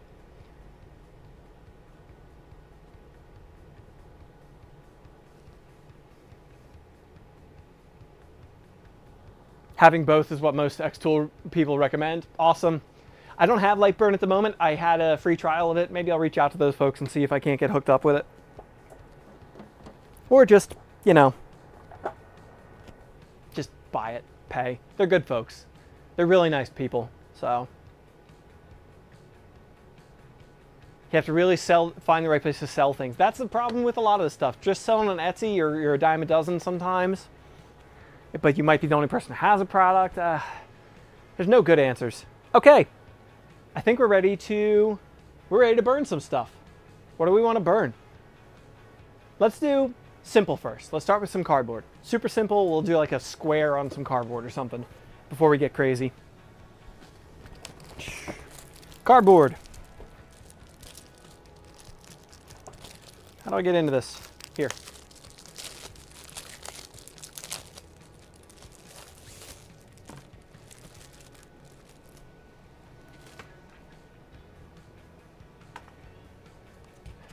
At craft shows is a good time. That makes sense. I think at craft shows is a good time for like most situations. All right, I'm just slapping this in here. My logo. Yeah, let's see if we can pull my logo in here. All right, I'm gonna jump to the software. I have never used this software before, like at all. So we're gonna find out together if it's any good, because I have never used it. Okay, boom. There's our area.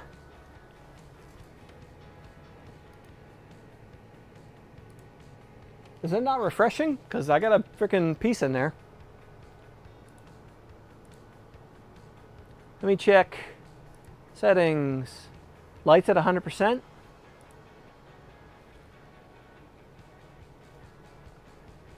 All right.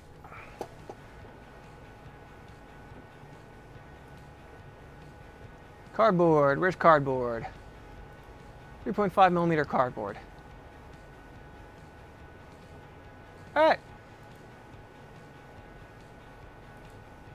I'm not seeing.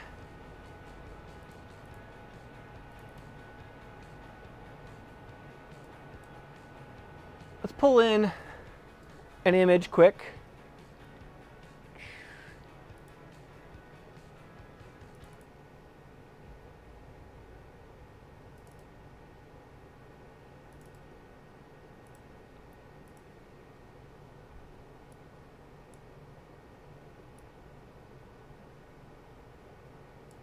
My logo. I don't know how well this is going to work. Oh, are you folks seeing like only a corner of the screen for some reason? Oh no, it's just my window moved. Woo.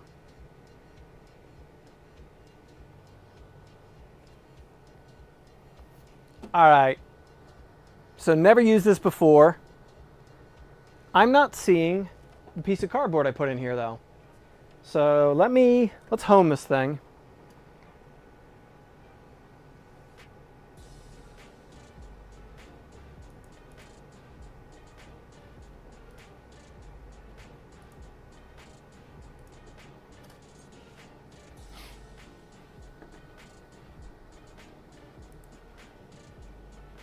I just home the laser. I wonder if there's a protective film on the camera. I'm not seeing.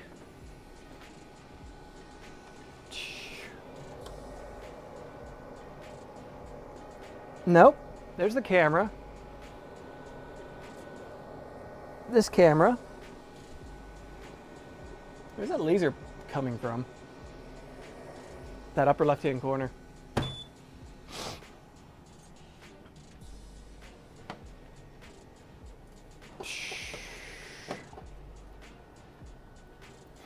I don't know why I'm not seeing the camera right now.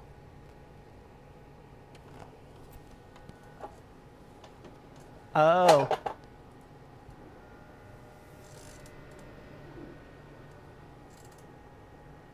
Looking to see if the other camera picks it up. Okay, the other camera's picking up the cardboard. Let's just do this for the moment. I'll figure this out later.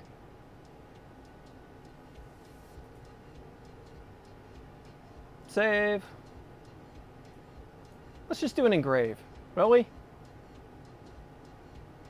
I'm not going to change settings at all. I don't know how well this is going to go at all. I'm literally just using base settings for cardboard. Might not be a great idea. We're going to find out.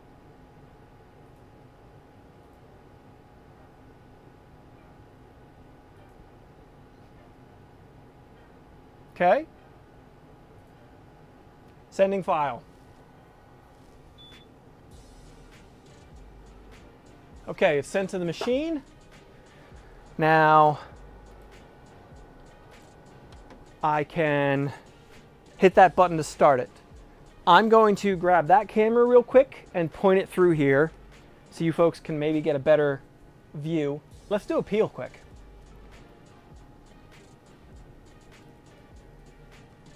Ah, that is really stuck.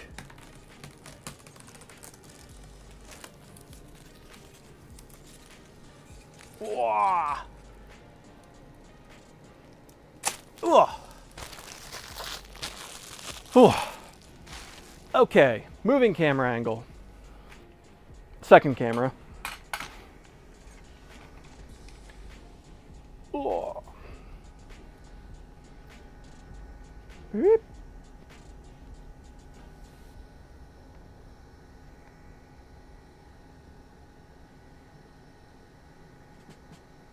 Okay, let's go.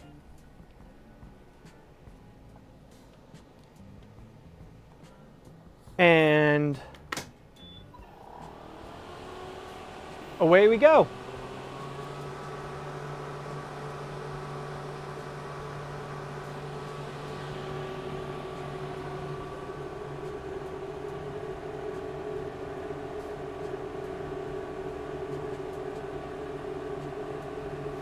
I don't think I had the engrave power high enough.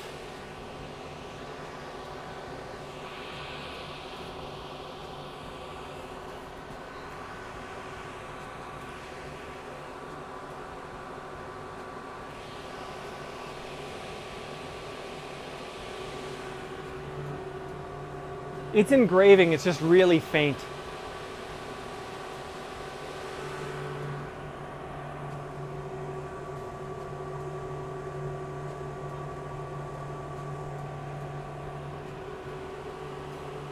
It's doing it, it's engraving, it's just really faint. I'm gonna let it keep doing it. Cardboard can be tricky, you don't want it to catch fire. Yeah, logical.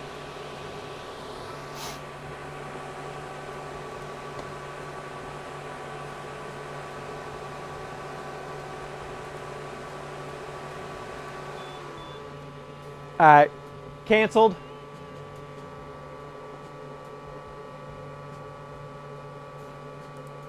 I'm gonna up the power. I canceled out that. You can see it's engraving. It's just really faint. Possibly doing multi-passes. That's a good point. That is a good point. Let's look back in the software. I want to check. Bloop. Back in the software. Okay. Stats flat. Cardboard. 3.5 mil thickness.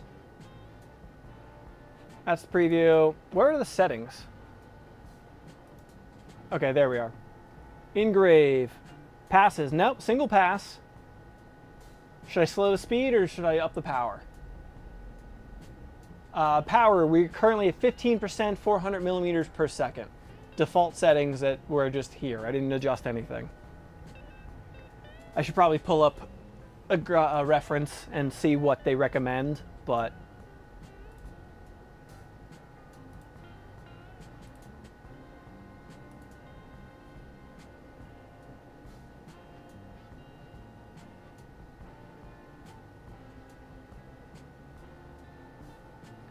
I'm going to bump it. Let's just bump it. 25%. Fire extinguisher's handy. We'll see.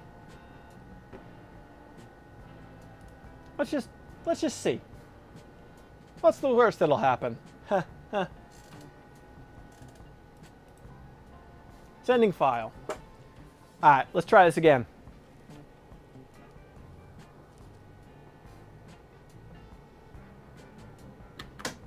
Slower might create bigger burn. That's fair.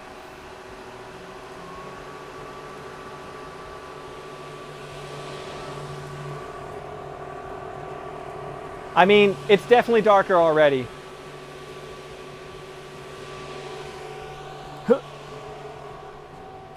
Ah!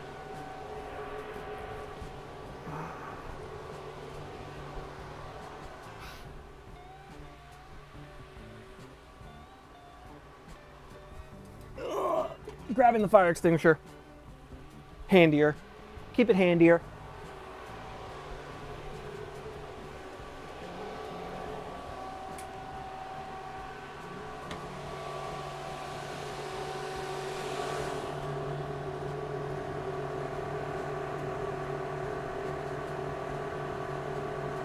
Okay, this is definitely going better.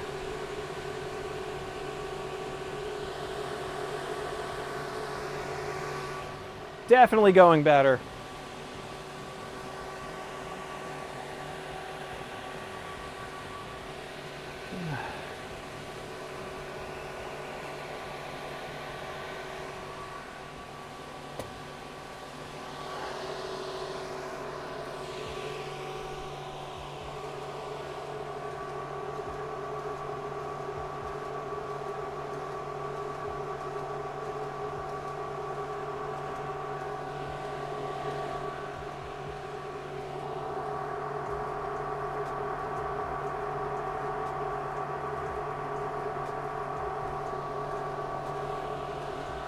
Definitely going better this time.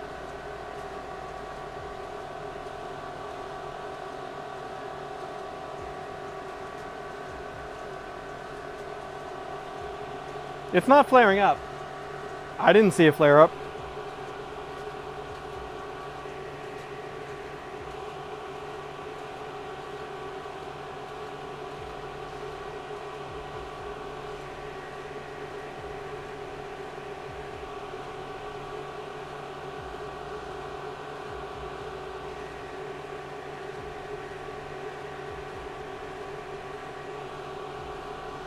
Yeah, air assist seems to be doing its job on this one.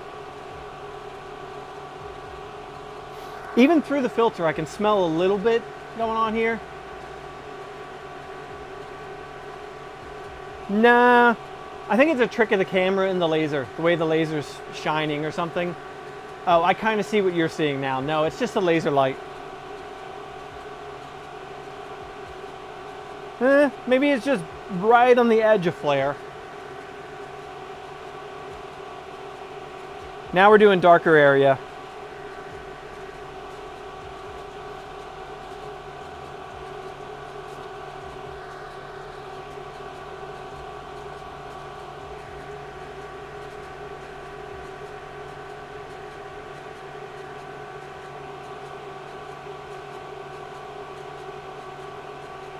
Doing good, doing good. We're like 90% of the way through this already.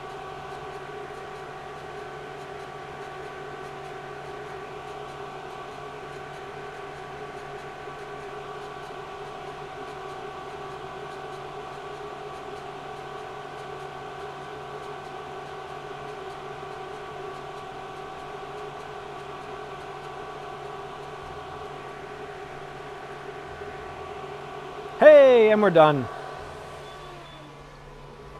All right, exhausting.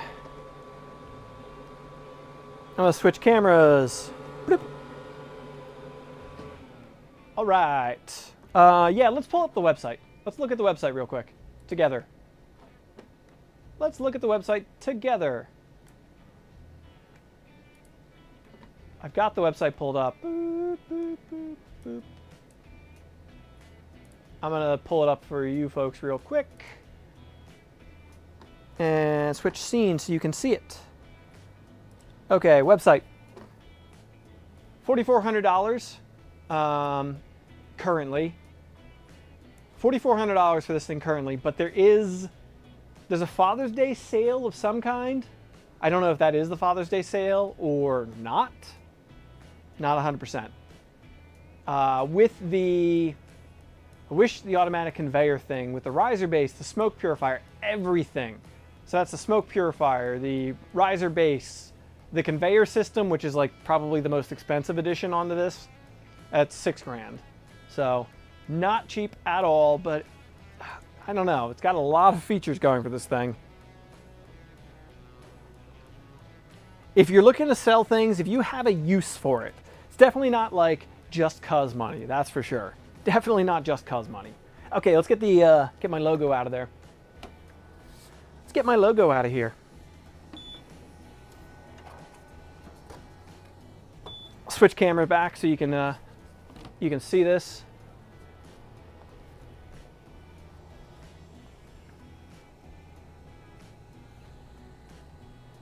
That you can see the double there. That's where the lower power was. So I'm not 100% that I needed to raise the power. It was using a grayscale to make the teal part of my logo. Like my logo is purple and teal. The darker areas are purple, the lighter areas are the teal. So, and just check focus here. I don't know. I think it did a pretty good job. The darker area is where I upped the power, and so that was the area that it trod over again. That's actually a really good point though. I think that's a really good point. Let me switch here. One thing I could say about that for sure is repeatability is a big thing to me. So the D1, their diode laser, their little diode laser that I had, or I still have, it's somewhere here. Repeatability was garbage, complete garbage. So like this homed, parked, came back, and then started etching over top of what I had already set it to etch perfectly. I think that's honestly kind of a big deal. I stopped it a third of the way into the engrave, parked it, changed some parameters, and went back, and it picked up not where it left off. It started all over again, but it went exactly on where it was previously, which to me is a big deal. So I like that personally. I like that I can trust that it would pick back up where it was. To me, that kind of means that if I was doing a cut, like a full-on cut, if I was trying to cut through this piece and I could tell that it hadn't cut all the way through on the first go, I might let it finish, go back in, adjust my settings, and run it again. And it would allow me to do a second pass, as long as I didn't touch or move anything, allow me to do a second pass. That's kind of a big deal. Yeah, engraving on cardboard was not a good call. I don't know why I did that. I don't know why I did that. I kind of intended to cut it, not engrave it, but here we are. So, all right, should we do something else? I don't want to do acrylic yet because I only have a couple pieces of acrylic. Let's try and cut a piece of basswood before we call it. Let's try and cut a piece of basswood.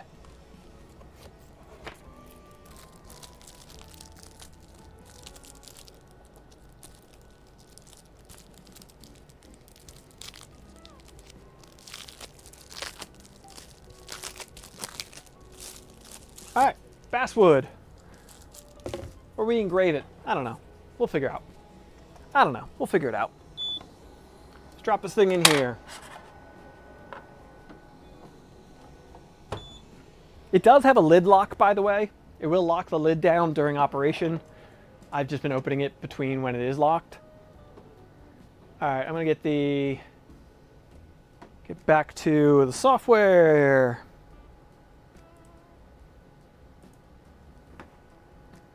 Okay. 3mm basswood plywood. What do I want to do?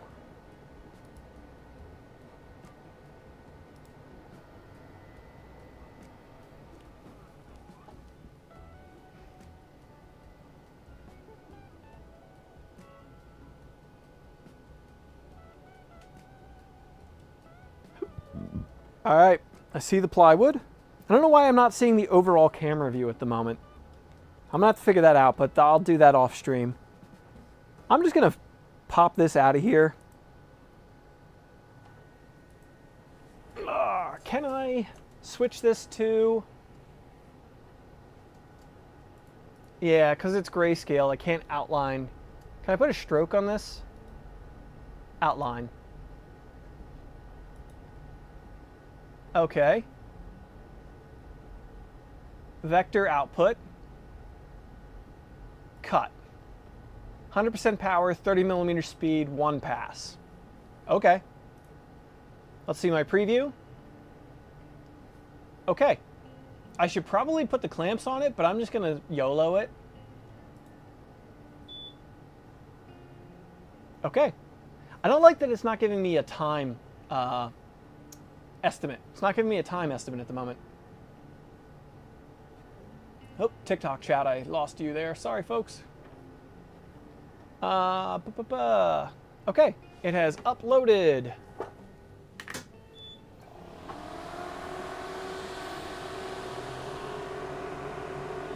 And away we go.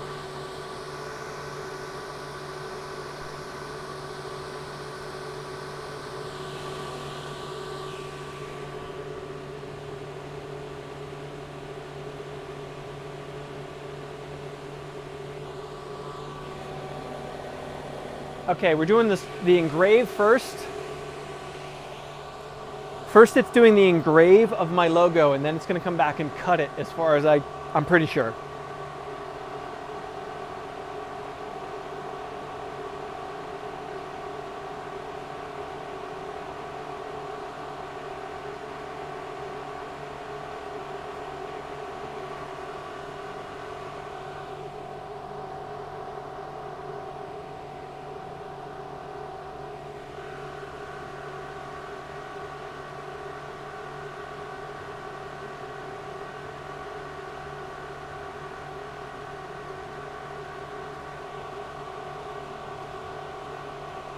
The engrave on this is doing really well so far, I think.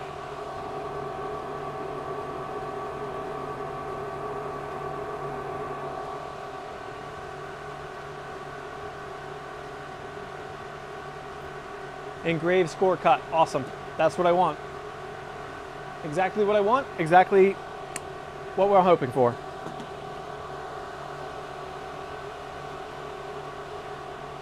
Wasting this piece of basswood because this logo is like right in the middle of it, but I'd probably do a second pass. You know what? Let's test the repeatability once it cuts it, because we're doing engrave then a cut. So let's see if after it cuts it we can repeat the engrave over top of it and get a second pass out of it.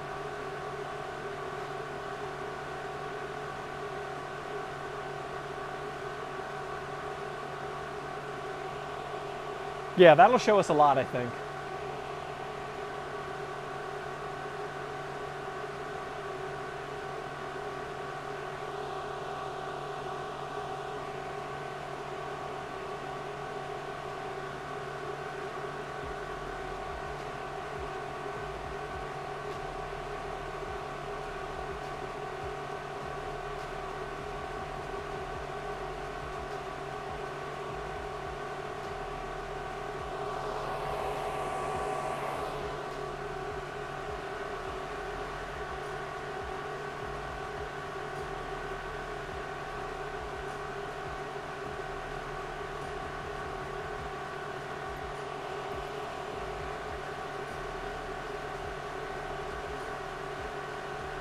I'm gonna turn music up for a second and my microphone down while this is going. I'm gonna snack on something, so I don't want you folks to have to listen to me.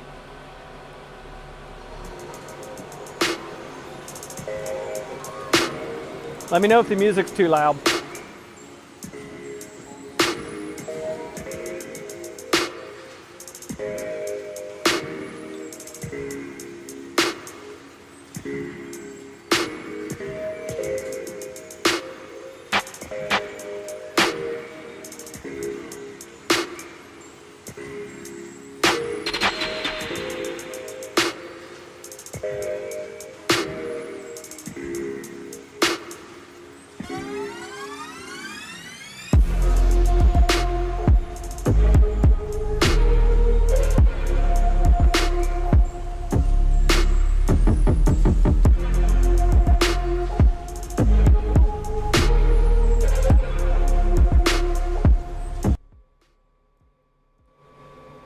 I didn't really have time to eat. I didn't have time to eat and it freaking finished. Awesome. Okay, I want to do an engrave again. Let's try that. Let's try that. Back to their software. Back to the software. Process again. No, that's not what I want. Back. I'm gonna lose the outline. How do I lose the outline? Boop, boop. All right. Settings, engrave. It's at a lower power on engrave, so that's part of the problem. I'm gonna raise the speed up a little bit to 400 because I'm not too worried about going crazy with this engrave. Let's start. Start. So coming through that filter, I still smell it, and it's probably partially the how well this is sealed, the cover. Guessing, but it is nothing like an open machine. I smell it faintly, but like not bothersome. It's not filling my studio with smoke, you know? Like the smoke eater is doing its job. Also, I don't think I have it turned up all the way. Oh yeah, I had it almost all the way down. Whoops, that might be my fault. Okay, let's do this.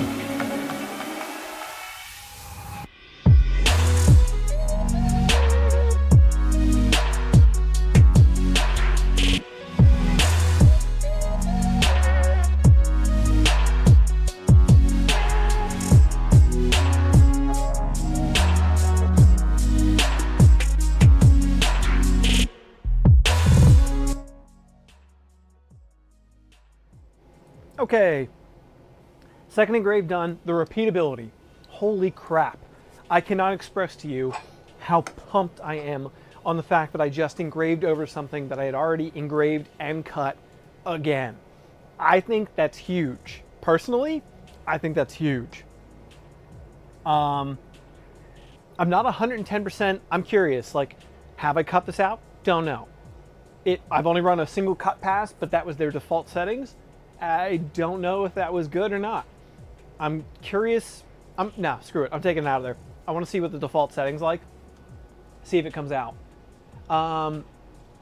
Maintenance wise, I don't know. There is maintenance. Absolutely, there's going to be maintenance. Your laser will eventually need to be replaced.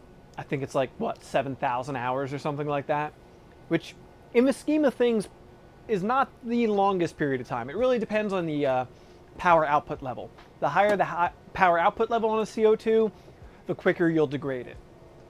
So you don't want to run it at 100% all the time. The laser, the mirrors, I'm sure the mirrors will need to be cleaned once in a while. I don't know how much. The filter, I also don't remember what the lifetime of the filter is, but we'll find out. We'll find out together. Okay, let's get this thing out of here. Let's get this thing out of here.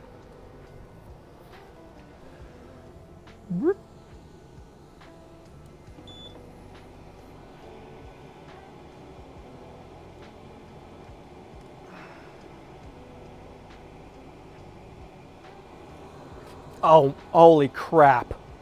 Whoa. Okay, I'm impressed. I'm impressed. That just fell out of there so beautifully. Oh my gosh. Look at that. Yeah. Let me dial up the brightness a little bit. I'm impressed. Engrave could have been darker, yeah. I probably should have upped the power, not the speed on the second pass. Or at least just left it alone. But yes, it is a laser tube that eventually needs to be replaced. No idea what that costs at the moment. I'm betting we'll find third-party ones probably by the time it's really needed. Okay, I'm impressed. I'm impressed. I'm pumped. This is such a step up. Left darker than right. No, if anything, the right's a little darker. This is plywood. Plywood is going to have differences, grain of wood. So the way the laser affects different spots on a piece of wood is going to show.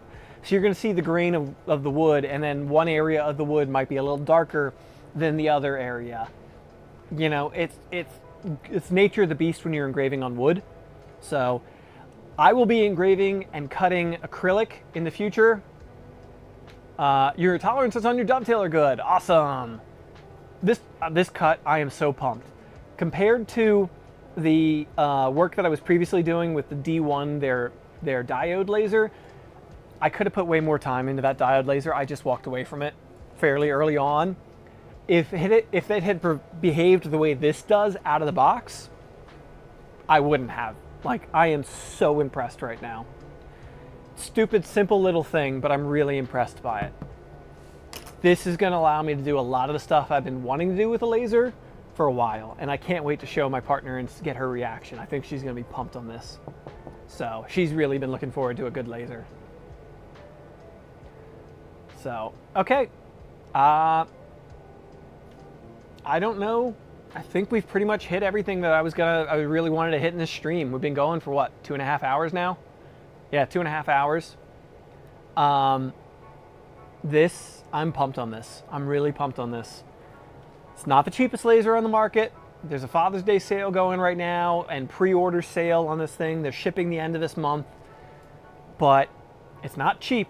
But if you can justify it for your business or for your applications of, you know, you're considering starting a business, I'm impressed so far. I'm also not a laser expert, so take it with a bit of a grain of salt, but I'm impressed. So, all right, folks, I think that's where we're gonna wrap this one up. I've been having fun playing with laser, but you clearly get what you pay for. The cheaper laser, I walked away from. It's cheap with the features. That's fair. If you need that conveyor system, you need the ability to go around curved objects with the Auto Z. Where else are you getting that, especially at this price? So there's an affiliate link in the description. If you're interested in picking one of these up, I would greatly appreciate the support. You know, every little bit helps. I got to get next month. I'm heading out. I don't know if I've said that on YouTube. I don't think I've said it on YouTube. I did it in a community post. Next month, end of next month, is my birthday, but I'm also heading the day after my birthday. We are flying out to Vancouver, Canada. So anybody who might happen to be over that way, Vancouver, Canada, I'm heading out there to LTX. So the LTT, Linus Tech Tips, Linus Media Group, their expo, their convention. I'm going to be one of the featured creators there. I'm not doing a panel or anything. I'm just gonna be wandering around the show, hanging out, meeting people. So using affiliate links helps pay for, they're putting me up and they're inviting me to the show, but I had to pay for my flight to get there. So any little bit helps.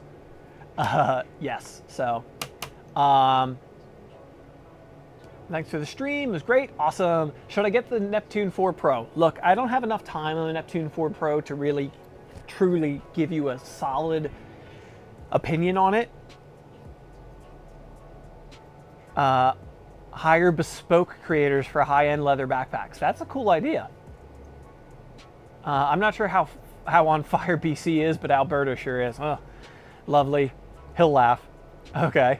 I'm hoping that Joel and I, 3D printing nerd, I'm hoping Joel and I, and maybe Jay's 2 cents, can get a picture with Linus.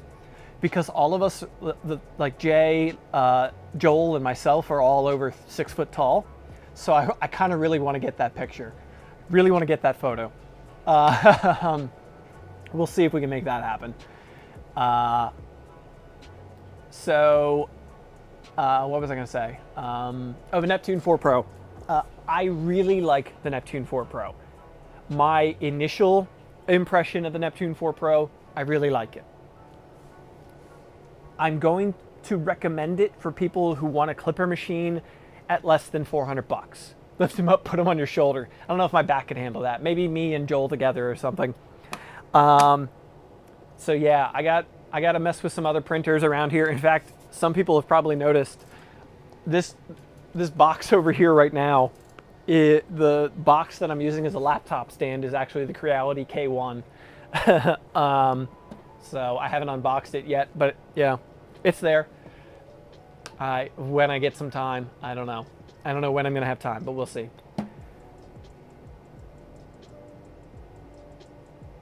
You and Joel together. We're not together right now, Ben. We will be. Right here, the news. Well, you caught the tail end of that, Ben. I was talking about LTX, the LTT convention that Joel and I will both be at. So we'll both be at LTX, was the thing. I wish I had seen him this time around, but yeah.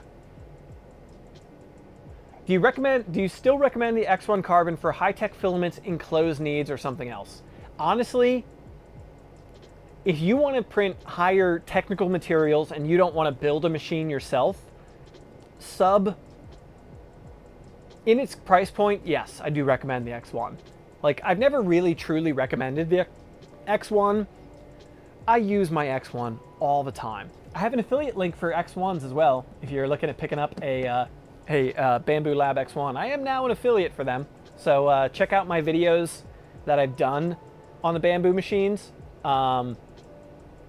There is an affiliate link now in the description of those. I've gone back and updated them.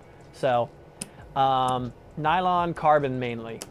I've done some nylon and polycarbonate printing, not carbon infused. You're not going to want to print carbon infused through the AMS.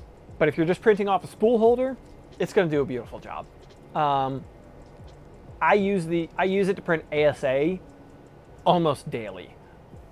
Not lately, but often. In fact, oh shit, I haven't even checked. I ran a bunch of ABS prints last night. I never even looked at them this morning. Whoops. Use it if you go for it. Awesome. Yeah, any of the videos that I've done on the Bamboo X1, any of the ones that I've done to this point, in the description, there's an affiliate link to the Bamboo X1. So, all right, folks. Yeah, K1 review. Not going to be reviewing the K1. I'll probably, if I do anything as far as like reviewing the K1, it'll probably be on Instagram or TikTok, just doing like a 1-minute review. I'm walking away from reviews, quite honestly. I can't justify doing them anymore. I announced it in not this most recent YouTube video, but the one before it. Just ordered a few rolls of PETG. Any suggestions? Tune in your temperature. Show the prints. Yeah, okay. Let me grab the prints off the print bed real quick. Sure, why not? But I can still talk to you folks since I have a lav on. I'm walking away from reviews for the most part for the foreseeable future because they just take way too much time. The way I review things is just way too detailed and time intensive for the amount of money I make off of reviews effectively. Okay. Whoop. Woo. I had to duck under a camera here. Prints off the print bed on the X1. I ran these off last night. They're like some of the final parts from my Mercury 1 build. Oh, let's get this focused. I'll switch cameras. Boop. Here are the prints off the print bed. Your review of the Neptune 3 Max is what pushed you to purchase it, and you're really impressed. I'm glad to hear that, and I don't love walking away from reviews, but it's just, I just have to do what's right for the business, and right now, it's not the thing. Boom. So, this is ABS. Focus. This was an ABS print. Do you find reviewing too repetitive? Yes, I also do find that. For me, it gets repetitive and a little bit boring. That's absolutely a factor. So, pink Polymaker ABS. The walls look really great. My top surface is a little thin in spots. I could have probably dialed this in a little bit better. I also dial in my own settings on the X1 personally. I prefer to do that versus letting it auto-calibrate, but that's me. Yeah, so. Boom. These are for the can board, can tool board on my Mercury 1 build I'm going to be doing. I do personally find reviews really repetitive. I like them. What are the gaps on the walls? Yeah, it's got a little under extrusion on the top layer. That's my fault, probably. I think I might have had a little bit too aggressive of a, not retraction, pressure advance value set. So, I see that in a lot of videos. I also kind of find that their slicer does that. I think that Bamboo Studio, something slightly different about it that I do find when I use Bamboo Studio to slice, I get more of that than I do in Prusa Slicer. They're still strong parts. You know, if I was worried about the aesthetic of this, like this is going to be assembled with a board on top of it. You're never going to see that. So I'm not too worried about it. But yeah. Yeah, reviews do get repetitive for me. They get boring. That's not the reason I'm walking away from them though. It's just, I usually put out reviews months after other people do, and I don't get enough views. Like when I reviewed the the Neptune 3, the Cobra Max. When I reviewed the Anycubic Cobra Max, it took me like 3 months of printing with that machine and I literally ran through 12 kilograms of filament at like $20 a spool, so $240 worth of filament on that machine just for that review. So a couple $100 worth of filament, a lot of time investment, and I think I can look at it. I could look at it. Last time I looked at it, that review has been up for coming up on a year now, and I've made like $300 off of that video in YouTube AdSense. So it only just paid off the amount of filament that I spent to make that review like a few months ago. Glad you went with the Neptune 3 Max. I'm glad to hear that. Return's not good on reviews, is what it comes down to. At my scale, anyway. Somebody like Angus, Maker's Muse, he's pulling in enough views, probably, to justify it. My videos just don't. Like, they do well. They do. They do well enough. Like, my reviews get enough views that, like, from that respect, I understand them. But it's time. The filament thing. Yes, I could, Polymaker, we've very briefly talked about getting filament from them. But the problem is, it's not just that. Like, okay, I paid back the filament, but I had 50, 60 hours of legit, like, of filming, editing, manually operating the machine, working with it, taking it apart to film it, all that to go into that review. That's, you know, it would take a lot more than $300 to pay for that. So yeah, it is what it is.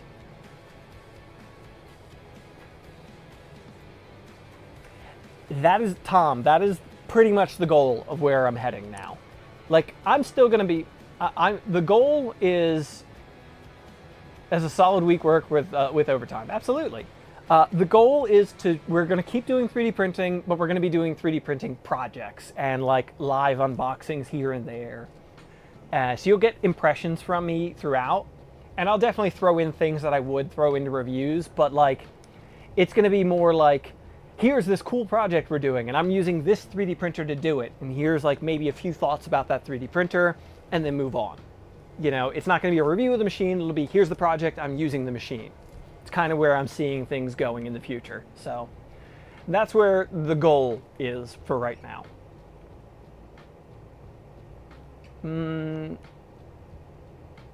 By the time you get a video out, there's a new printer on a bigger channel. That's absolutely a problem. Hurts turnaround for sure. Yep. And then I'm considering rushing reviews, and I don't want to do that. I like the amount of detail that I put into reviews, so it's just hard to do, you know? Sony machines are basically the same thing with one or two neat details. Absolutely. That's absolutely true. That's part of like reviewing the Elegoo Neptune 4 Pro. I really like that machine, but is it worth the review? I don't know. Like, is it that different? Hard to say.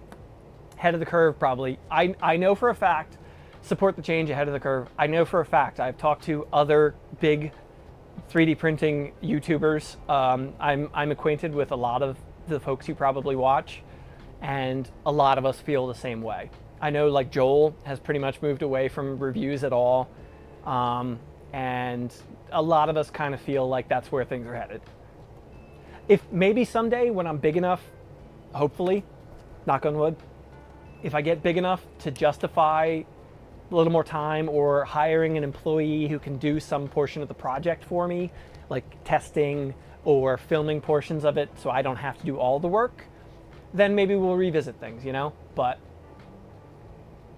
ordered Hatchbox filament. I've had fine luck with Hatchbox PLA and ABS, not PETG. I had a really bad time with that, but expectations on reviewers is way higher now, which means a lot more time consuming. Absolutely true. The community will benefit. I hope so. I hope my mental health benefits at the very least. All right, folks. Ordered ABS. Oh yeah, I had a great time with Hatchbox ABS. I had a good time with that, so I like that for the most part. So, all right, folks. I'm gonna jet. We've been doing this longer than I wanted to, and I got started much later than I wanted to. Thank you so much to everybody who is here, who joined us. We made a fun little logo cut on this thing. Really happy. Your project videos are better anyway. The 3D scanner one you just did was fantastic. Awesome. Thank you. I appreciate that. I really appreciate that. That video is not doing amazing, so I love to hear that at least. The positive feedback helps when a video is like underperforming, so I appreciate it. I really do. Happy early birthday. Awesome. I'll be back before my birthday, but thank you anyway. All right, folks. I will catch you all in the next one. So thank you all for being here. I get the stream ready to shut down, and I will see you all next time. Bye-bye. Oh, remember, affiliate links in the description if you want to check out one of the P2s for yourself. xTool P2. It's not cheap, but I'm impressed out of the box anyway. After we got over a couple little stumbles, hurdles, I'm pretty impressed. All right, folks. See ya. Whoop. Actually, before I end this stream, not yet. I just saw that last comment from Brian. Keep doing P2 videos. I will be. We will absolutely, I promised xTool, part of them sending me this was I promised to do at least a couple videos. So you'll see at least one video this month using this machine in like actual projects. Same what we're talking about, like actually using it to do some stuff, make some stuff around the studio, or I've got some ideas. So you will be seeing this machine more in videos real soon. So, all right, now I'm really gonna jet. Thank you, folks. Catch you all in the next one. Bye-bye.